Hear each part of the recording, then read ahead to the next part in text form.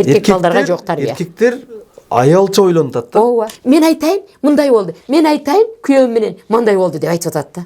Жоолук салынганын бардыгы эле мыкты эмес экен да. Аялды алмаштырса болот экен. Ол сени сүйгөнүң эмес ол. Ол сага душман. Мектепте иштеген эжекени аламын. Ошондойго үйлөнөм деп. Садыр Жапаров балким бир ошого жеткирип коер биздин президент. Анахандар, апахандар хаммаларыңки. Жангенами, сиз мени өпүп койдуңуз. Өпөмөн да энди. Бөрү шерлерге бардым спецназдарга. Согуштан кийин бардым, баары мынтип отурат. 70 бала каза болуп, ата-энелери ыйлап. Мен ошону көргөндө ушунчалык мынол коррупционерлерге, мынол системаны түзүп берген комиссияга Карачы. Эй, бар, сагаңды кыл. Вай, ай. Тиги, сен жакшы адам болбойсуң. Сен эч качан жакшы адам болбойсуң. Мени шлифовать этип, түздөп оңдошконда. Эжеке. О, молодец. Куш келипсиң алтарым. Ичөөнү. Кабак кашты жаркылдаткыла, комплимент айткыла, ооруп атам дебегиле. Жөн эле сарлатам ушул жердин абасынан жутуп атам дегиле. Ассаламу алейкум, урматтуу көрүүчүлөр. Биз кезектеги подкастыбызга, пикирлешүүбүзгө улуу устазыбыз Өктөмхан Эжеке Абдувалиеваны чакырганбыз. Бүгүнкү пикирлешүүбүздө эжекебиз үй бүлө маселелери, анан жаштардын аракет кылыш керек. Бул дүйнөдө аз жашасаң дагы из калтырып жашашты иншалла үйрөтүп, өзүнүн илиминен, билиминен, жашоо практикасынан иншалла айтып бересиз эжеке. Сөздүн башын мен тааныбасы сыйлабай дейт, мен сизди тааныштырып туруп баштайын. Мейли. Эжекебиз жыл мугалими 1991 жылы бул Союз эми тарай элек маалында. Союз бар эле. Союз бар маалында Россияда биринчиликти алган эжекебиз. Рахмат. Ал деген сөз өтө чоң деңгээл, болуттагы алдоордучу. Ооба. Азыркыда искусственный интеллект болуп аткан маалдагы кимдир бирөөнүн ооматы кетиши мүмкүн, анда накта эмгек менен болгон. Мына ошондуктан эжекебизди көбү тааныйт, бирок ошондо болсо дагы бир сыра сизди тааныштырып койдук. Эжеке, башыбызда ошол суроону башында эле баштасак, өзүңүз тууралуу айтып берсеңиз, мугалим деген кесип, сиз кандай мугалим болуш керек деген сиз көрсөткөнсүз да? Нактачы. Ушул мугалимдик кесипти эмне үчүн тандагансыз? Ошол тууралуу айтып берсеңиз иншалла. Жакшы, бисмиллах.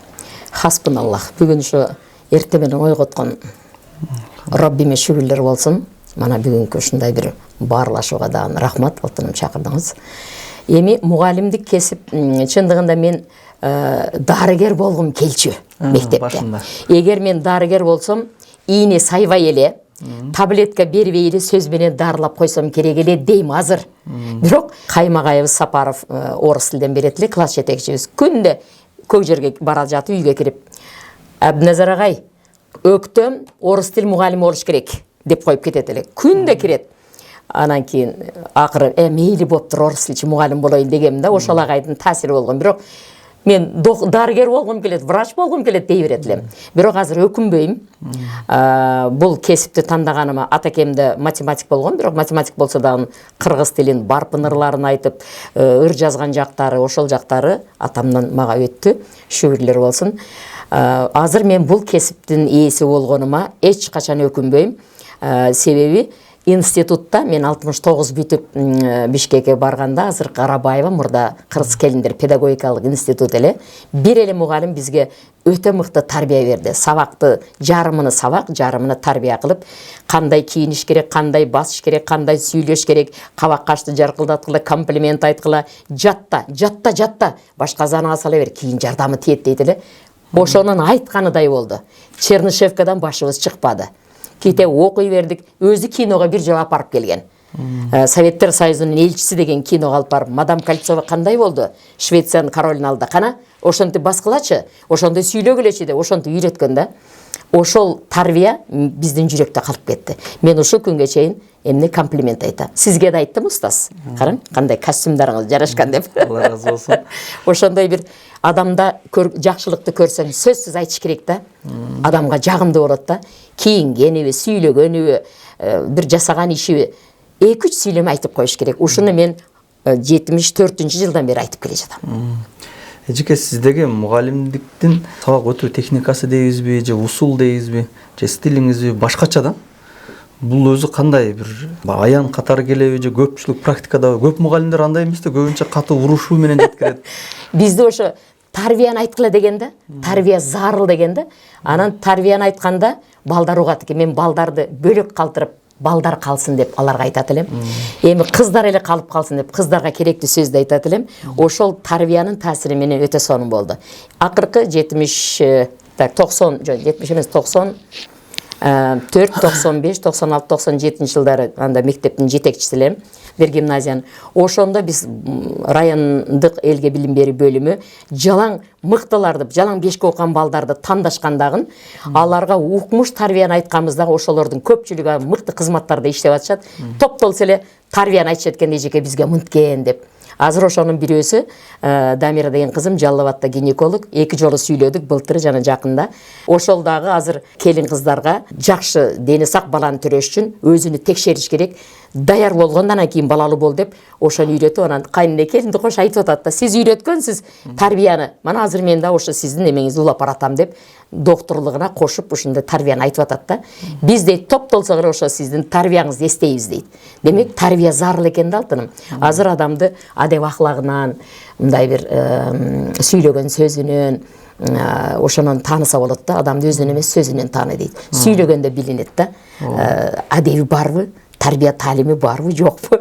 Анан мыкты ошондой бир сыпаттары көрүнсө сүйлөшө аласың да. Кызыктуу кылып сүйлөшө аласың. Сөздүн башында айттыңыз го.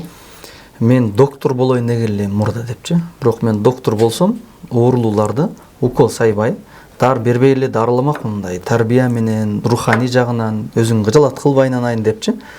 Бирок мен да доктор тааныштарыбыз бар да, көпчүлүгү мен мындай жеңилирээк эле лечение жасасам, дары же бир нерсе кылсам, ыраазы болбой коет. Анан атайын мен көзүм жетип турса дагы уколдордон, капельницалардан берип, ушундай оор көнүгүүлөр менен дарыласам, анан ыраазы болуп кетишет депчи. Баягы өзүнүн 9 жыл окуган спецтеги докторларды түшүнбөй атканынан наразы болгон докторлор бар да азыр. Анан ошол сыңарындай сиздин дагы аябай талим тарбиялуу сабактарыңыз бар. Бирок түшүнгөндөр пайдаланып атат. Көбү түшүнбөйт да ошо докторду түшүнбөгөндөйчү. Бир талебелерим ооруп жатып калса, белектеримди эми пайгамбар сүннөттө илимге киргенден бери менде өзгөрүш чоң болду да. Менде ката көп болгон мурдачы. Аллахты тааны элек кезде, анда атеизм эле жүрөк орноп калган, ошондой учурлар болгон да биздин иштеген кезибизде. Азыр ошо пайгамбар сүннөт менен жашасаң, өтө бир сонун ийгиликтер болот экен, бир жакшы болот экен да. Ошон үчүн докторго барганда бир талебем жатып калса, канча адам жатасыңар? Жакшы, барып калам дейм дагы. Бардыгына жоолук салып, анан кийин ооруп атам дебегиле. Жөн эле салып атам, ушул жердин абасынан жутуп атам дегиле. Деп ошол жерде дагы бир сөздөрүмдү айтып, кандай экенбиз? Ооруп атам дебегиле. Пәләнім, сахарым, не сахар сеники приватташтырып алдың ба? Мүчөсүн алып кой, сахар 4-5-те, қан басымым 120-80-де. Девеле, ошентип туруп ал жерде дагы кичине аба ырайын өзгөртүп туруп чыгып кетем да. Мен айттым, менден жакшы доктор чыкмак деп коем да. Ошо мен сурайын дегеним, докторлорду түшүнбөй аткан эл кээде сиздин да сөзүңүздү түшүнбөй калат да. Мен бул жактан туруп мен кыжалат болуп кеттим. Эжеке алтындай бир сөздөрдү бекер эле алып келип берип атса, түшүнбөй атат. Ушу түшүнбөгөндөргө айтып жүрөк жабык талтыным. Жүрөк жабык болса эч качан кабыл кылбайт. Аллахты таанымайынча ал ким, кайдан жаралды, кантип жаралды, эмнеден жаралды, эмне үчүн жана кайда баратат. Аны ошол суроолорго жооп тапмайынча адаша берет, жыгыла берет, мүдүрүлө берет, түшүнбөйт, ошентип жүрө берет дагы бир жаман жактарга басып кетет. Качан ошол суроолорго жооп бергенде, Аллахты тааныганда, кулу экенин билгенде, бардык нерсени ошонун алдамдын кызматына Роббим коюптур деп ошону билгенде адам башкача болуп калат да. Сизди мен устаза деп кайрылып атам. Анткени сиз эжеке, кимдир бирөө эжеке болсоңуз керек, бирок сиз элге ыйманды үйрөтүп, адамдардын жүрөгүндө туура жол адепти үйрөткөнүңүздөн сиз устазасыз да, канчалаган шагирттериңиз бар. Анан мыкты мугалим устаза болгонуңуздан жөнөкөй сабак эле эмес, кийген кийимдериңиз да өзгөчөлөнүп турат да. Мен өзүм апамы сизге карап кийинтем. О, эжеке, сабактарыңыз чыкканда мындай кийим бар экен деп таап, кээде таппай калам. Каяктан таап аласыз билем. Азырда бүгүн сизди көрүшкөндө эле мындай сонун кылып кийинип аласыз. Ооба. Ушуну дагы ошо мугалимдерибиз жакшы кийингиле. Бизди тургузуп 1-2 курстарда. Бул кийимиң жарашпай калыптыр. Мына бульвардан өтсөңөр, люкс деген эме бар. Ошол жерде ателье бар. Сонун тиктиресиңер десе, ошонтип алар бизге жол салган экен да, жакшы кийингенгечи. жарашыптыр, карачы, ушундай кийин. Анан мындай бир шайкеш болсун, 2-3 кийимиң окшош болсун, светофор болбо деп. Ошол могу жерде калган. Анан Аль-Фараби дүкөндөр бар, Райкан Аккошоева, ошол көбүнчө чакырат, ошол кийгизет. Менин бир 70% кийимим ошо Аль-Фарабиники. Мол кийим да. Анан жок, мен кече эмеден келдим, Санкт-Петербургдан. Келип анан келиним менен, иним менен бир кийим керек болуп калды, көрүп бериң дегенни. Тажмахалга кирдик, 3-чү кабатта Жаннатай деген дүкөн бар. Ал жерде Жылдыз деген кызыбыз, диндеш сиңдим бар. Анан кийин ошол жерден ушул абаяны, анан мен тебетейлерим бар, аркандай кийимдерге шайкеш келген. Анан ошол жерден кийгизди. Анан да бир топ нерселерди алдык. Ошол жерде бир бөлмөнүн жарымында тикмечилер отурат, жарымында сатып атат. Улуттук стилде. Эгер кыскарта турган болсо, кыздар 2 мүнөттө кыскартып берет, кийгизип чыгарып берет да. Тажмахалдын 3-чү кабатында Жаннатай деген дүкөндө Жылдыз отурат. Тебет немелер бар. Кие турган теги баш кийимдер дагы бар. Жакшы экен, эжеке менен кийим. Эркектерге да бар. О, жакшы экен. Мен өзү айтып атпайбызбы, акча бар өзүчү. Бирок ошон кийинтейин десең таппай калып эле, эгерде монтуп эле табылып эле турган болгон болсо, мына энелерге алып берген болсо, канча алып берсек дагы бул аздык кылат го. Азыр мен талабаларым дагы, апалар дагы жакшы кийингиле. Азыр кийинбесеңер качан кийинесиңер? Жашына кийингиле. Анан балдар алып берсе, жөн эле кой, андай кийимим бар эле дебей. Кудду шунум жок эле балам, кандай билип алдың? Карачы, азамат балам деп дуаңды бер дагы, кийим берсе кие бер, эс алып кел десе бара бер. Кой, кийин бир нерсе болуп деле. Отуруп алып 6-7 неберени мыжык отура бересиңер, өзүңөр үчүн жашагыла, жакшына болгула. Эгерде бизге бир 50 миңби мындай бир пенсиябыз болгондо 10 миңини балдарга берип туруп, 40 миңин алып алып туруп, ойномокпуз дейм да. Садыр Жапаров балким бир ошого жеткирип коер биздин президент. Мугалимдердики көтөрүлдү 100%. Ошону сурайын дедим да. 100% көтөрүлдү. 2 көтөрүлдү деген сөз да? Ооба. Жана 100 миң айлык алдым деген эжекени көрүп да бир сүйүнүп, ошол мугалимдерден эң мугалимсиздер го, пенсияңыздар да көтөрүлдү деген. Жок, пенсиябыз ошо боюнча эле турат, мугалим болсок деле эми эс алып атат дейт да булар, эс алып атат дейт. Бир бала чоң батманга жазып мынтип чыгып алыптыр. Мектепте иштеген эжекени аламын, ошондойго үйлөнөм деп. Демек, балдарга деле ошол 100% көтөрүлгөнү таасир эткен окшойт. Кайненелер башкачараак карап калды келиндерин. Айлыгы көтөрүлдү деп. Эми чындыгында мугалимдик кесип бул өтө оор. Ким кайсы кызматта азыр жүрбөсүн, кайсы пост ээлебесин, мугалимдин колунан чыкты ошолор. Тамган ошолор таанытты. Анан казнанын ачкычтарын берип койду. Андан ары мектепти бүткөн экен, ошол казналарды ачабы же тартмага салып эле ошо боюнча жашай береби. Ал өзүнүн иши. Ошондуктан мугалимдик кесип бул өтө бир өзгөчө кесип да. Ошо чын жүрөктөн берилип, ал кезде мен Кудайды тааныбайт элем, Москвага барганда. О Кудай, уят кылба. Киргизия тебя ждет деп Чжен Николай Мефодиевич элдин көзү. Киргизия тебя ждет деп кыйкырды эле, коркуп эле. Ладно деп алып. Кудай, мен уят кылба, Кудай эле дегенде башка сөз айткан эмесмин. Анан баягыдай ийгилик болгондо, анан мен ырды жакшы көрөм. Жанагы Амар Хаямдын ырыны самолетте баратып эле карасам, Учительская газетанын ортосунда сонун бир текст бар экен да. Өлүмгө жаралган пенде, кечеги күндү эстеп эмне кайгырасың, эртең күн али белгисиз, бүгүнкү күн менен жаша, бакыт мына ушунда деген орусча, не оплакивай смертный деген. Ошону бир караганда жатталат эле да. Анан эркин тема болгондо айтсам, зал туруп кол чапканда жакшы нерсени айткан окшоймун дегенмин да ошо мезгилдечи. Тажик мугалим бир үрдү айтса түшүнбөйм, бирок мынча жакшы экен, эмне жөнүндө десем, достук дейт. Гостиница келип, дөрө жазып алып анан жаттап коюп, угуп турчу, мен туура айтып атам, тамгаларым башкача.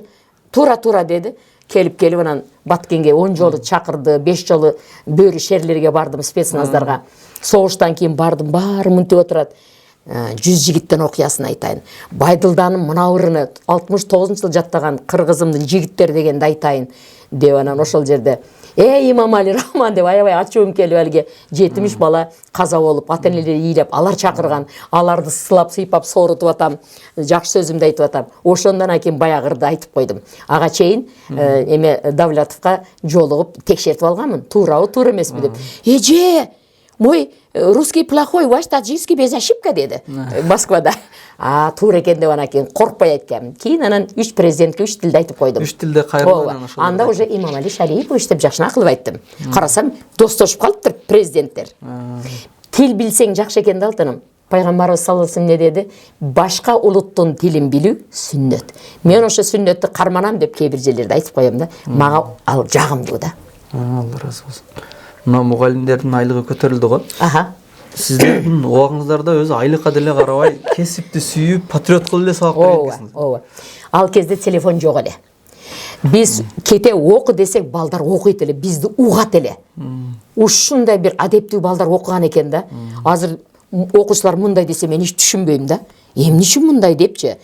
Китепке болгон сүйүү ушундай бир балдарда өтө күчтүү болгон да. Көрсө телефон бузат экен да алтыным. Телефон бузат экен. Анан ата-энелерге да айтам.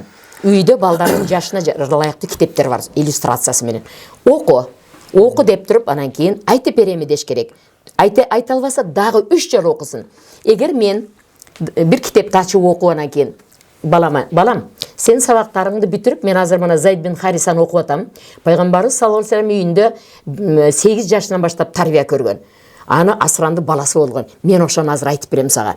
Сен сабактарыңды бүтүп, баягы тапшырмаларды мага айтып бересиң. Кыргыз тилдеги тексти жаттап, анан 5 макал дегем да. Десем, мен окуп атсам, ал да окуйт. Эгер мен телефонду карап, карачы, бар, сабагыңды кыл. Вай, десем, энем эмнени көрүп атат болду экен деп бала окубайт. Биз үлгү болобуз өзүбүз. Ошондон ата-эне китеп окуп, анан кийин тиги баладан сураса, балам айт, азаматсың, кара кандай сон, эмнени окуптур? Мен Зайд бин Харисаны айтып берем десем, кандай жакшы болот да. Биз өзүбүз үлгү бололу. Телефон канча ата-энелер, аталар дардайып диванда жатып, бутун алмаштырып анан телефонду чыгып, деп бирөөлөр менен жаман сөздү айтып, сөгүнүп, сүйлөнүп анан аны балдар көрсө, эч качан китеп окубайт. Ал да ошондой. Атасына окшоп телефон. Атасына окшойт. Анан керек болсо дастары менен сүйлөшөт. Бир жерде кичинекей эле бала бир үй бүлөлөрдүн, башка улуттун үй бүлөлөрүнүн урушуну көрүп атат. Жаман сөздөр кылат. Сен эмне анан угуп атасың? Сен эмне 8 жаштасың? Ал үй бүлөнүн урушуну, жубайлардын мушташын сен көрбөй эле кой. Ошону көрө берген сайын жүрөгүн орнойт дагы, кудду ошону жасайт. Себеби тажрыйба ошондой топтолду. Аялды мынтышым керек, палан дешим керек деп мен айттым, аны эч качан көрбөгөн сен. Кези келгенде анан бир нерсе болор ошо мезгилде. Азыр көрбө дейм. Сен көрө турган башка нерсе. Китебиңди алып келип окучу десем, тамгаларды терип эле уруштуруп окуй албайт ата.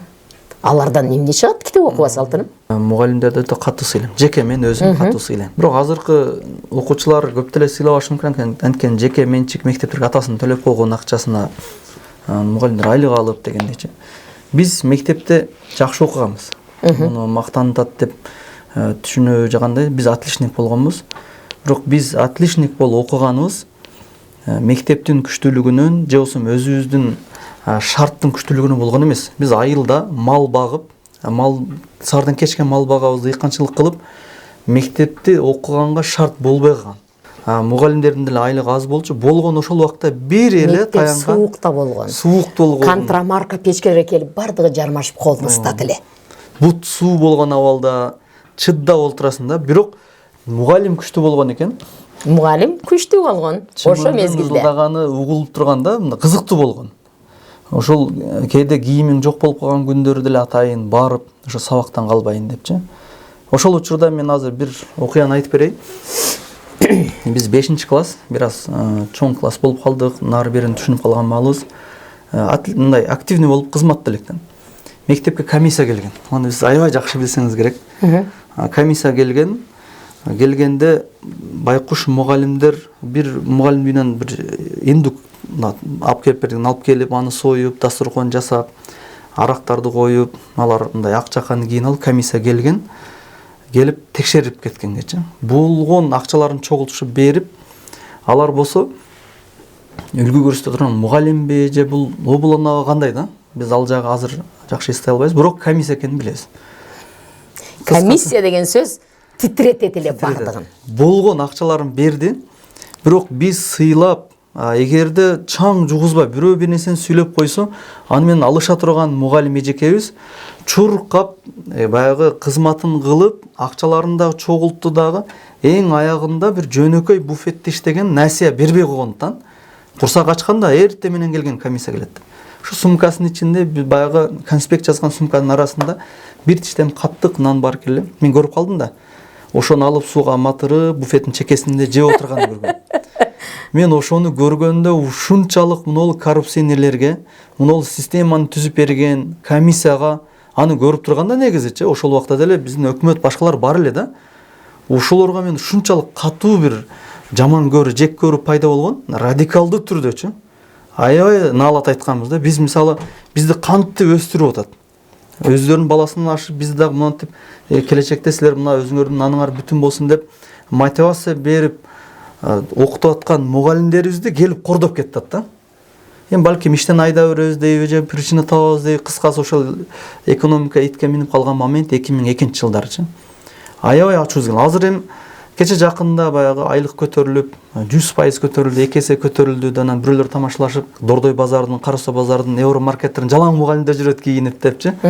Десе мен сүйүндүм. Ооба. Анткени ушул убакка чейин мугалимдерди кордоп келишкен. Ооба. Азыр эми мынакей даражасы көтөрүлсүн. Бирок көз тийбесин, эми дагы мурдагыдай эле. Анткени каалайбыз канча шарт түзүлсө деле баары бир балдарды жашоодо туура көз караш көргөнгө, тагыраак айтканда ушундай бир көзүнө бир лупа болуп мугалим болуп берет экен да. Мугалим сабагында өтсүн дагы, аягында ошо эжекебизге окшоп инстагы 20 мейли 15 мүнөтпү тарбияны кошо айтыш керек. Сөзсүз айтыш керек. Сабакты кээ бирөөлөр окуп тургула деп чыгып кетип, же телефон чуккан мугалимдер да бар экен, анча-мынча көрүп угуп атам. Анан кийин тапшырып звонок болгондо ошону окуп келе деп чыгып кетет. Андан тыянак чыкпайт. Тарбияны кошо айтканда мыкты болот да. Аябай сонун болот да. Тарбия жашоодо. Сен Куранды жатка билген хафиз бол, бирок адебиң жок, мамилең жок, зөкүрсүң, мындай бир сен бир аятыңды бирөө сурап койбойт да. Бүтүн катым эмес, бүтүн Куран эмес. Ошондуктан эң маанилүүсү тарбия таалимиң, кандай мамиле кылып атасың адамдарга, кандай сүйлөшүп атасың. Ал анан эми бир баягы ар бир адамдын үйдөгү алган тарбиясына эне жакшы болуш керек. Балдар кандай кызга үйлөнөм десе, же кандай күйөө керек десе, неме мен айтам, апасын карагыла. Бир карап койгулачы, апа жакшы болсо, кыз ошол жакта бактылуу болот. Апа начар болсо, кыз келе берет, же жада башка бир иштер болот. Апа начар болсо, бала дагы жакшы күйөө чыкпай калат. Апага байланыштуу да. Ошон үчүн мыкты апа болуш үчүн кыздарды кичинесинен сонун кылып тарбиялап барыш керек да. Кыздардын тарбиясына касак кеткен болсо, мындай бир адеп акылак жок болсо, кийин жакшы келин чыкпай калат, жакшы эне болбой калат, жакшы чоң эне болбой калат, жакшы тайне болбойт, жана башка жакшы кудагый да болбойт. Чын айтканда, тарбияга карайт. Чын айтканда өзү илимди китептен, башка жактан аласың, мугалимден чын айтканда багыт аласың да, тарбияны сөзсүз кош керек. Кээ бир мугалимдер укмуштуудай айтып коет да, тарбияны бергенде ошону сабагында окуп келесиң, эртең эмне айтат болду экен деп кызыгып келесиң да. Анан жөн эле сабакты өтүп эле окуп келе ушуну деп эле звонокто кирип окуп келе деп чыгып кетсе, ал мугалимди сыйлабайсың. Качан жакшы мугалим болосуң? Сен ошол кесипти сүйүшүң керек. Анан бирөөнүн баласын окутуп атасың элдими? Ошолорду жакшы көрүшүң керек. Эч качан салыштырба. Сен акмаксың, сен келесосуң дебей, бүгүн билбей калыпсың. Бир күнү кол эмгектен жасаган отургучуңду карачы, балам. Эч ким андай жасай албайт. Мейли бүгүн математикадан билбей калдың, же орус тилден. Бирок бир болсо сен кийин Кыргызстандагы бир мебельный фабриканын бир генеральный директору болосуң сен деп койсо, баягы бала башкача болот да, анан окуп келет эртеси. Бир мугалим мектепке бир эжеке отпускка чыгып кетет дагы, Чоочун жактан бир агай келет. Келет дагы, мен атам Паленчаев Төленче, кана атыңарды айткылачы? Жакшы. Бир суроом бар деп туруп, кана балам сен айтчы деп бир балага кайрылганда, бала ордунан турганда бардыгы күлбөйт. Кыракы мугалим, бул начар окуган бала, бардыгына мыскылдайт, жек көрөт, тоготушпайт деп билет дагы. Балам отуруп тур, мен өзүм жооп берейин деп анан баратып баланын кулагына шыбырап коет. Сабактан кийин калгын деп. Калат дагы балага аябай жакшы түшүндүрүп анан бир 4 запырды жазат дагы. Балам ушуну жазып ал. Кана мен окуйын, эми сен окуй, эми мен көркөм окуйын, эми сен да. Шундай сонун окуйсуңбу? Карачы, көркөм сонун окудуң балам. Шул сыр экөөбүздүн ортобузда калат. Сен да айтпайсың, мен да айтпайм. Сен ушуну эртең жаттап келгин, балам, көркөм кылып айтып бер дейт. Макул деп кетет. Эртең сабакка мугалим келет, анан ортосунда дагы баягы 4 сабырды жазат дагы окуп туруп өчүрүп коет. Ким ушуларды жаттап койду азыр? Дегенде баягы бала кол кетет. Айтып бергенде, ушундай классташыңар барбы? Мынча акыл мана деп кичинекей класста төбөсүн чокусунан өп, азаматсың, мынча акылдуусуң, мынча пәм-парасаттуусуң, зиректигиңди, дилгирлигиңди кара. Ушундай досуңар менен сыймыктансаңар болот. Мыкт экен деп койду. Ошол окуя бардык балдар эс болуп калды. Начар бала эле го бул. Эмне болду буга? Деп баягы бала менен мугалим ортосуна ошол сыр бир канчайга созулаттан баланын таланттары качырып, аябай активдүү болуп, мектептеги иш-чараларда калып барып, эми докторскийди жазып атат дагы астына мынтты. Бир мугалим болот, жакшылыктын ачкычы, кээ бир мугалимдер жакшылыктын жапкычы. Паланчаев Түлөнчө жакшылыктын ачкычы эле. Мени ушундай кылып, мына азыр докторский жазып атамын деп, ошентип белгилейт. Карачы, эгер ошо боюнча калып кетсе, ал балким бүт таланттары жабылган боюнча калып кетет беле. Мугалим ошонун мыкты болушуна себепчи болду да. Мугалим кыракы болсо, жакшы болсо, анан бири жеке мектепте, ай, тиги, сен жакшы адам болбойсуң. Сен эч качан жакшы адам болбойсуң деп айта берет экен да. Бая бала чындап эле сабактан билбейт экен, бирок жүрөгүнө түйүп койду. Сен адам болбойсуң дегенди түйүп койду дагы. Мектептен бүтүп кетти, иш кыла баштады. Иште аябай ийгилик жаратып, эмгектенип отуруп миллионер болуп кетти. Анан бир мезгил келди, эжеке картайып калды. Эч такылдады. Ачса 3 корзина турат. Биринде гүл, биринде фрукты, биринде сухофрукты конверти менен. Эжеке, адам болбойсуң деген баладан белек алып коюң, ассаламу алейкум деп чыгып кетиптир да. Эжекенин абалы кандай болот? Мен мектептерге чакырса айтам, эч качан балдарды салыштырбагыла. Бардыгы эле бирдей мындай бир таланттуу болбойт. Бирин ар ким ар кандай кесипти дейт кийин. Күлүгат кийин чабат деген. Ооба.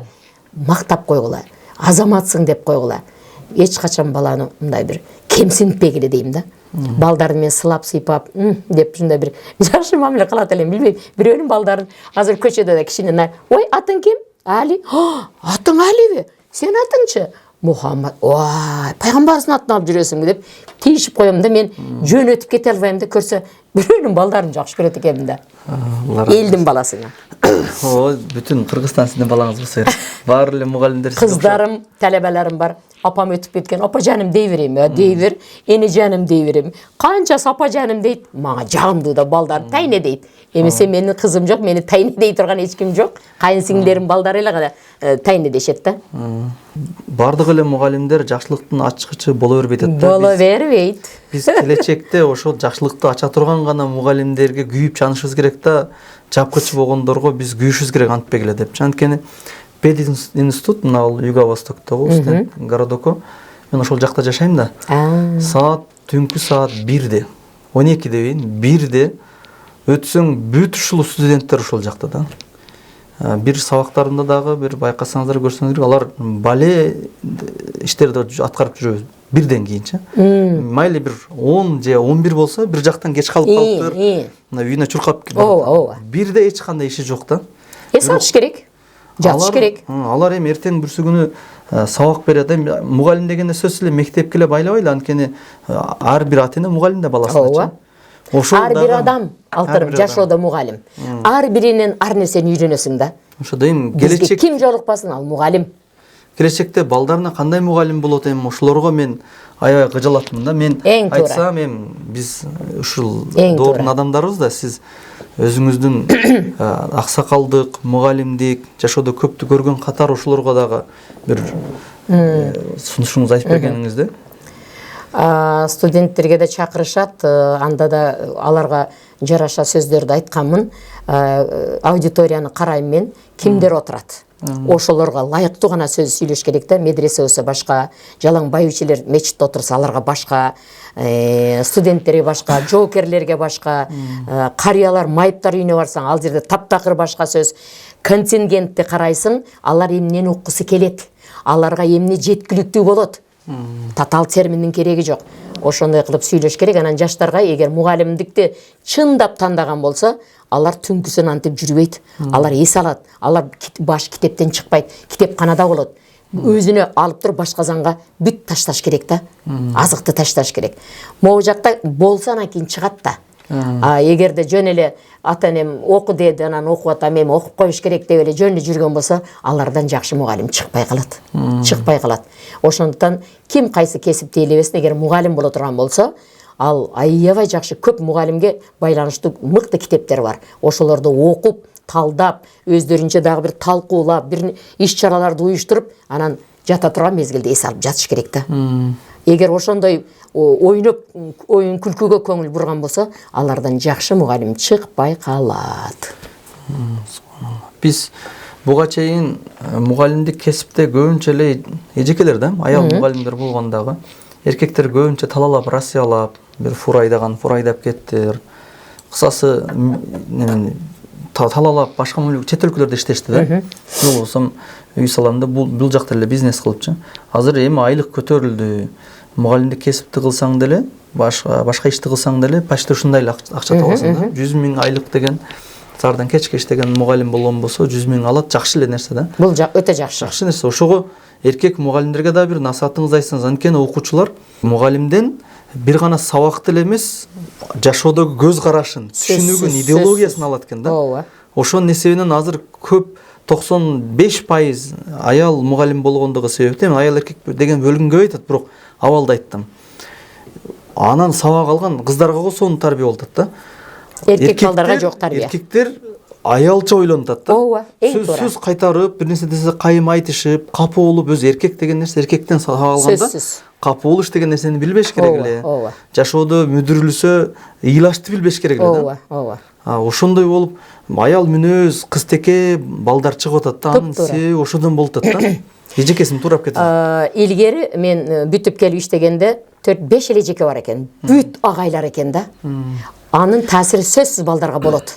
Эркектерге эркектин ролу, сөзү, тарбиясы бардыгы сөзсүз таасир этет да. Анан аялдар жумшагыраак болот. Азыркы айткан сөзүңүз бардыгы туура. Ошондуктан балдар дагы эми акыркы мезгилде мугалимдикке балдар окубай калды. Кайсы мектептер канча агай бар десең эле 2, 3 болду. Башка жок. Эжеге канча? 45-50. Агай 2 элеби, 3 элеби дейм да. Кара кандай кемчилик кетип атат. Ошондуктан балдар дагы мугалимдик кесипти тандап, эми айлыкка байланыштуу эмес, мейли айлык көтөрүлдү, Кудайга шүгүр. Бирок ошо балдарга мыкты тарбия болсо, физкультурадан берет ошол. Бай 2 мугалим. Бирөө картайып калды, эртең пенсияга чыгыш керек. Ошол абал бардык мектептерде болуп, көпчүлүк мектептерде болуп калды. Ошондуктан эркек балдарыбыз дагы мугалимдик кесипти тандап, тарбия таалимди айтайын деп, башка кесиптер тандап атат, бирок бүтүп дипломду алып иштей албай эле бүтүп Орусиялап кетип атат. Карачы. Россияга барганда мен башка темаларды айтам. Ал жакта дагы балдарды кошо чакыргыла дейм. Мугалим келди, класс жетекчи келди, тарбиялык саат өтөт деп түшүндүргүлө дейм. Тарбиялык саатта балдар да отурат да класста. Ошондуктан аларга дагы айта турган сөзүм бар Россияда. Эркек балдарга дагы айта турган сөзүм көп менин.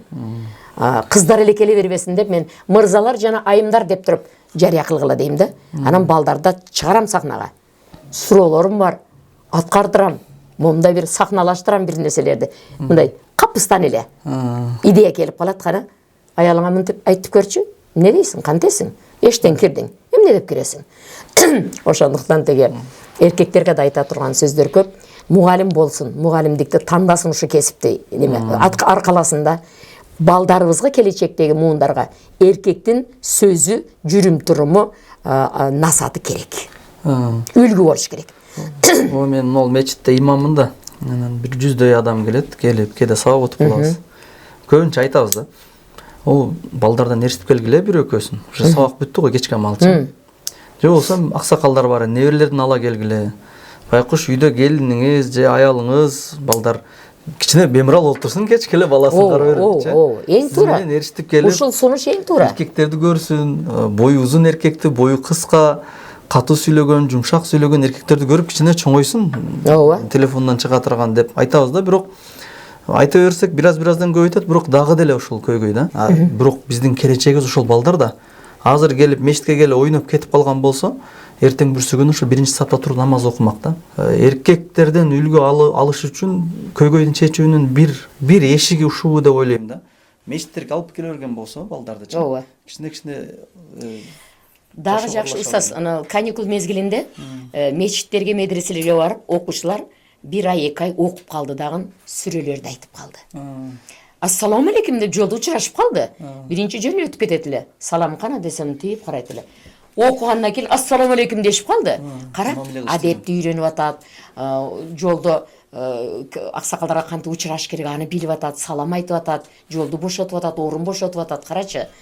Ошол сабактар аябай жакшы болуп атат. Мурда лагерлерге барышат эле, пионер лагерь деп, от жагып, ойноп, секирип, онтуп келет эле 1 ай. Мана азыр канчалаган балдар. Анан дагы бир нерсе. Бир жерлерге жанагыдай бир Куран окута турган жерге барганда кичинекей балдар келип, аябай тажвид эрежеси менен Куранды окуп коет дагы, аягында унчукпай отуруп калат. Субхана жок, Роббана атина фид дунья жок, унчукпай отуруп калат. Анан мен баланы карайм дагы, анан кээ бир жерде эч ким унчукпаса өзүм айтып коем да, анан чыккандан кийин балам, ушуну айтпайсыңар десем, унчукпайт. Көрсө мечитте сизге сөз тийбесин, имамдар балдарды окутуп туруп өздөрү дуа кылат экен да. Балдарга дуа кылдырыш керек. Ошону байкадым мен көп жерде. Ушунча көркөм окуйт дагы аягында дуа кыла албай калды. Анан изилдедим, анан эмне үчүн десем, неме устаз өзү дуа кылат да мечитте дейт. Анда устаздарга айтайын. Балдар кана балам, дуа кыл деп. Мен азыр сабакта бирден мугалим кылам. Кийинки сабакта сен мугалимсиң, башкарасың, Аллахты бардыгын улуктатасың, Куранды окутасың, калималарды айттырасың, аягында анан кийин өзүң дуа кылып. Мен кандай өттүм бүгүн сабакты? Жакшылыгым өзүмө, аны айтпагыла. Кемчилдиктеримди айткыла, сунуштарыңарды айткыла, мен кабыл кылам. Дегиле. Жакшы өттүң, дебегиле. Кемчилдигин айткыла дейм. Себеби силер чоң эне болуп калдыңар, тайне болдуңар. Тойлордо кана чоң энесине сөз дегенде микрофонду кармап мынтип калбай, кычыратып айтып койгула. Сүйлөп койгула. О, тайнесин карачы, чоң энесин сүйлөгөнүн карачы, дәрскө барат да. Куран окуйт да. Ошон үчүн сүйлөп үйрөнгүлө. Анан китепти мен көп окуп турам. Бир китептен кызыган кемени, баянды жарымына келем дагы. Деп калганда, эми калганын могу китептен окуп аласыңар. Болду. Анан барып китеп алышат. Китепти анан окутуп көрөм. Кана мо биринчи сүйлөмдү окугулачы. Бардыгы биринчи сүйлөмдү окуйт. Бул окуй алат, бул онтолуп атат, бул вообще китепти ачпайт. Билип коем. Ким окуйт ошол теманы окуп келе алат, ким окуй албайт. Мектепти бүткөн боюнча китеп ачпаган болсо китеп окуй албайт. Китеп окуш керек. Кандай сонун китептер бар. Устаз кандай сонун мыкты китептер бар. Мен ушу Чернышевкадан жакшы эле 5 жыл башыбыз чыкпай окуган экенбиз да. Китепти кууп жүрүп ошол бир теманы угуп калсам, сөзсүз алам. Китеп толтурат, башымда жык китептер турат. Эми эле 2-3 окуганда карасам саат палан болуп калат. Кичине эс алыш керек дейм да. Мага китеп келет, таң аткыч окуп бүтүрөм. Али Мырза Назаровдун китептери келди, дилимдеги кара түстө мырзаларга, ак түстө айымдарга. Таң аткыч окуп, кызыгып ушундай сон экен, бүткөндө карасам таңгы 4 болуптур, мейли. Анан Гиясиддин Юсуфтун Бал айы эмес, балдай жашоо деген китебини Али Мырза кыргызчага которуп турдан аны жиберди таксисттерден. Аны окуп чыктым да эртеси, Али Мырза ушундай да сонун которулуптур деп. Ар бир жаш үйлөнө тургандар ошону окуп чыкса, иншаллах урушпайт да. Кандай сонун методикалык көрсөтмө бар ичиндечи. Окуш керек жаштар, ошо китептерди окуш керек. Насиба Абдуллаеванын сонун китептери. Эртең дебе деген китеп, өзү мүмкүнчүлүгү чектелген кыз, байланышым бар, жолугуп турам. Үмүттүн шооласы өчпөс деген китеби чыкты. Кандай сонун. Мен ошол теманы айтып атып туруп, ошодон бир теманы айтып берейинби? Мүмкүн болсо. Мана Аллах Таалам жашоодо бизге аябай сонун мүмкүнчүлүктү берет деп инсангачы. Инсанды 70 эсе көп жакшы көрөт экен го. Эне баланы жакшы көргөндөн. Балким адамдан. Кээде теги бакыттын кушу жаныбызга келтирип коет да, ошону да байкабай учур беребиз. Шанс болсо ошону пайдаланбай калабыз. Бирөө сүйлөп атса укпай, оюбуз башка жакта болуп, маалыматты укпай калабыз. Түшүндүрүп атса дагы оюбуз башка жака кетип түшүнбөй калабыз. Бир жигиттин ошондой окуясы болду. Бир жигит карыяларга барып, чоң ата, Кызыр алейхисаламга жолугуп калайын, дуа бериң.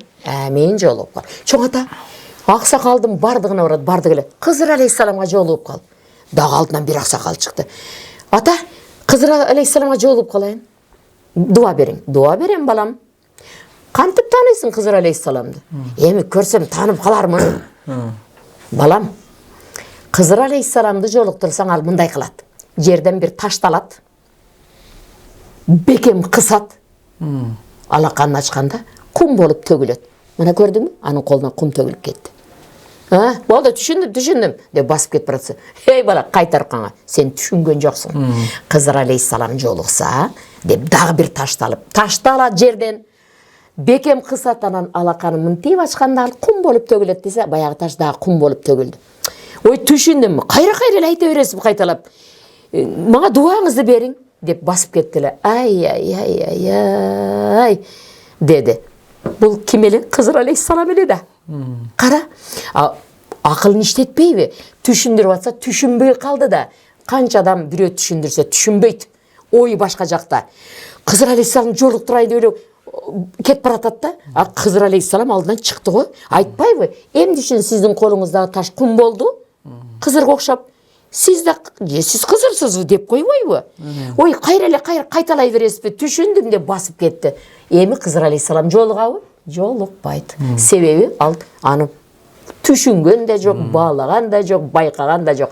Жашоодо көп адамдар ушундай. Жакшылык турса байкабайт, Аллах Таалам берген жакшылыкты көрбөйт, анан издеп качан бактылуу болом деп жүрө берет да. Бакытты талаадан издеп. Өз жанында турат да. Мана, карачы, ошон ал Насиба Абдуллаеванын Үмүттүн шооласы өчпөсүн 216 бетте. Машалла. Мондай китепте. Жана биз исламда бала тарбиялоо деген китепти сизге бергенлем го. Китепти окуп, ачылышын кылып бериңиз десем. Эстейсизби, мен келиниңиз менен ноокат калып барып таштап, китепти берип, анан кайра келдик. Келип, үйгө келип, эми нары бери кылып эртең менен кечейин сизден WhatsApp аркылуу үнүңүз келди. Мынчончо бетте мындай кемчилик бар экен. Мынчончо беттеги мындай бар экен. Мунул жерде жакшы басылбай калыптыр. Ошол бир жери бош жери калыптыр. Бош жери калыптыр, анан мунул жери мыкты жер экен деп ал китепти мен өзүм жазган үчүн билем да. Ушу бирок сиз бизден өткөрө байкап койдуңуз да ичинечи. Ичиндеги темаларды ушундай айттыңыз, балким ушу китепти чогуу жазыштыңыз окшойт деген ой келип кетти анычы. Китепти аябай тыкыр карайм да мен. Шуну биз үйрөнүшүбүз керек деп атат. Кантип окуйсуз? Кээ бир неме карап атканда тамгасы түшүп калат да. Мында птичка коем дагы ручка менен эле ошо түшүп калган тамганы жазып коем. Ай, корректор паленчаева пален. Карабайсыңарбы, я? Эмне карабадыңар деп коем ичимде. Кара тамгалар түшүп калыптыр депчи. Эми ката болуп калат экен да. Жакшы жазса мыкты дейм да. Кээ бир китептер аябай сонун мукабасы да жакшы, мааниси да жакшы, ичиндеги кагаздар кээде башка түстө жазылат. Бири жашыл, сонун накыл кеп бар. Журналым бар, ошого накыл бир акылман сөздөр болсо жазып коем. Кийин ошолорду карап отуруп, каяктан мына китептен жазыпмын, автор бул экен. Кандай сонун. Сөзсүз бир барган жеримде айтам ушулардычы. Азыр жанагыны бүт сабакта бардыгын айтып чыктым. Айткыла, эми силер да баян кылгыла бир жерге барганда. Эжек айтат деп эле жүрө бербейли. Кана кайталачы? Дагы кайтала. Деп туруп ошолорго да айттырам да, баян кылгыла. Сонун мазмундуу нерсени айткыла. Ошол бир түндө бир китепти окуп койгонго аябай кызыганда мен ошо кызыгып, ой деп отуруп эле, анан бүткөндөн кийин карасам 4 же 5 болуп калат да. Мейли, эч нерсе эмес, бирок китепти бүтүрөм да мен. Эрлан Мусупаевдин мындай китеби чыкты жакында, мага алып келишти. Багымдаттын сиз билбеген сырлары. Мукабасы да жакшы экен. Биз көбүнчө Багымдат менен Асырды өтө жеңил, бирок окубай калган адамдар бар да. Эмнеге? Эртең менен туруш керек, жылуу төшөктөн чыгыш керек. Ананы коем, анан деп туруп уктап калат. Асырда ишке алаксыйттан окуйт. Ошо мезгилде периштелер алмашат экен дагы. Сен Багымдат окусаң, сенин дуаларыңды көтөрүп чыгып кетип башкалар түшөт экен. Асырда алар сенин дуаңды алып кетет да, башкалар түшөт экен. Смена алмашат экен да. Мукабасы да жакшы. Ошону да бир түндө окуп, эртеси анан кийин мечиттин немесинде, Кызылкияда фонунда айтып койдум. Мунча сонун китеби, карачы деп. мындай сапаттуу басылган, сырты дагы өтө сонун экен да. Мага келди. Ошондой адатым бар да. Таң аткыча окуп бүтүрөм мен. Анан Фатих Думанның китептери чыкты. 3 тамга менен эле. Сыр, мен, аса, пир. Ой, кандай сон мен да окудум. Махмуд Худай жөнүндө. Пирди окуганда менин ички дүйнөмдө төңкөрүш болду. Таң аткыча окудум дагы Түркістандагы Хожа Ахмед Ясави, Мухаммад Мустафа саллаллаху алейхи вассалам укум тукумудан чыккан инсан экен да. Сахабалардын ошондогу баяны, курмат түшүп кетип анан жебегиле ал Мухаммаддын укум тукумунан чыга турган бир Аллахтын сүйгөнүнүн насиби дегенде ким жеткирет де? Салман Фариси мен жеткирем деди.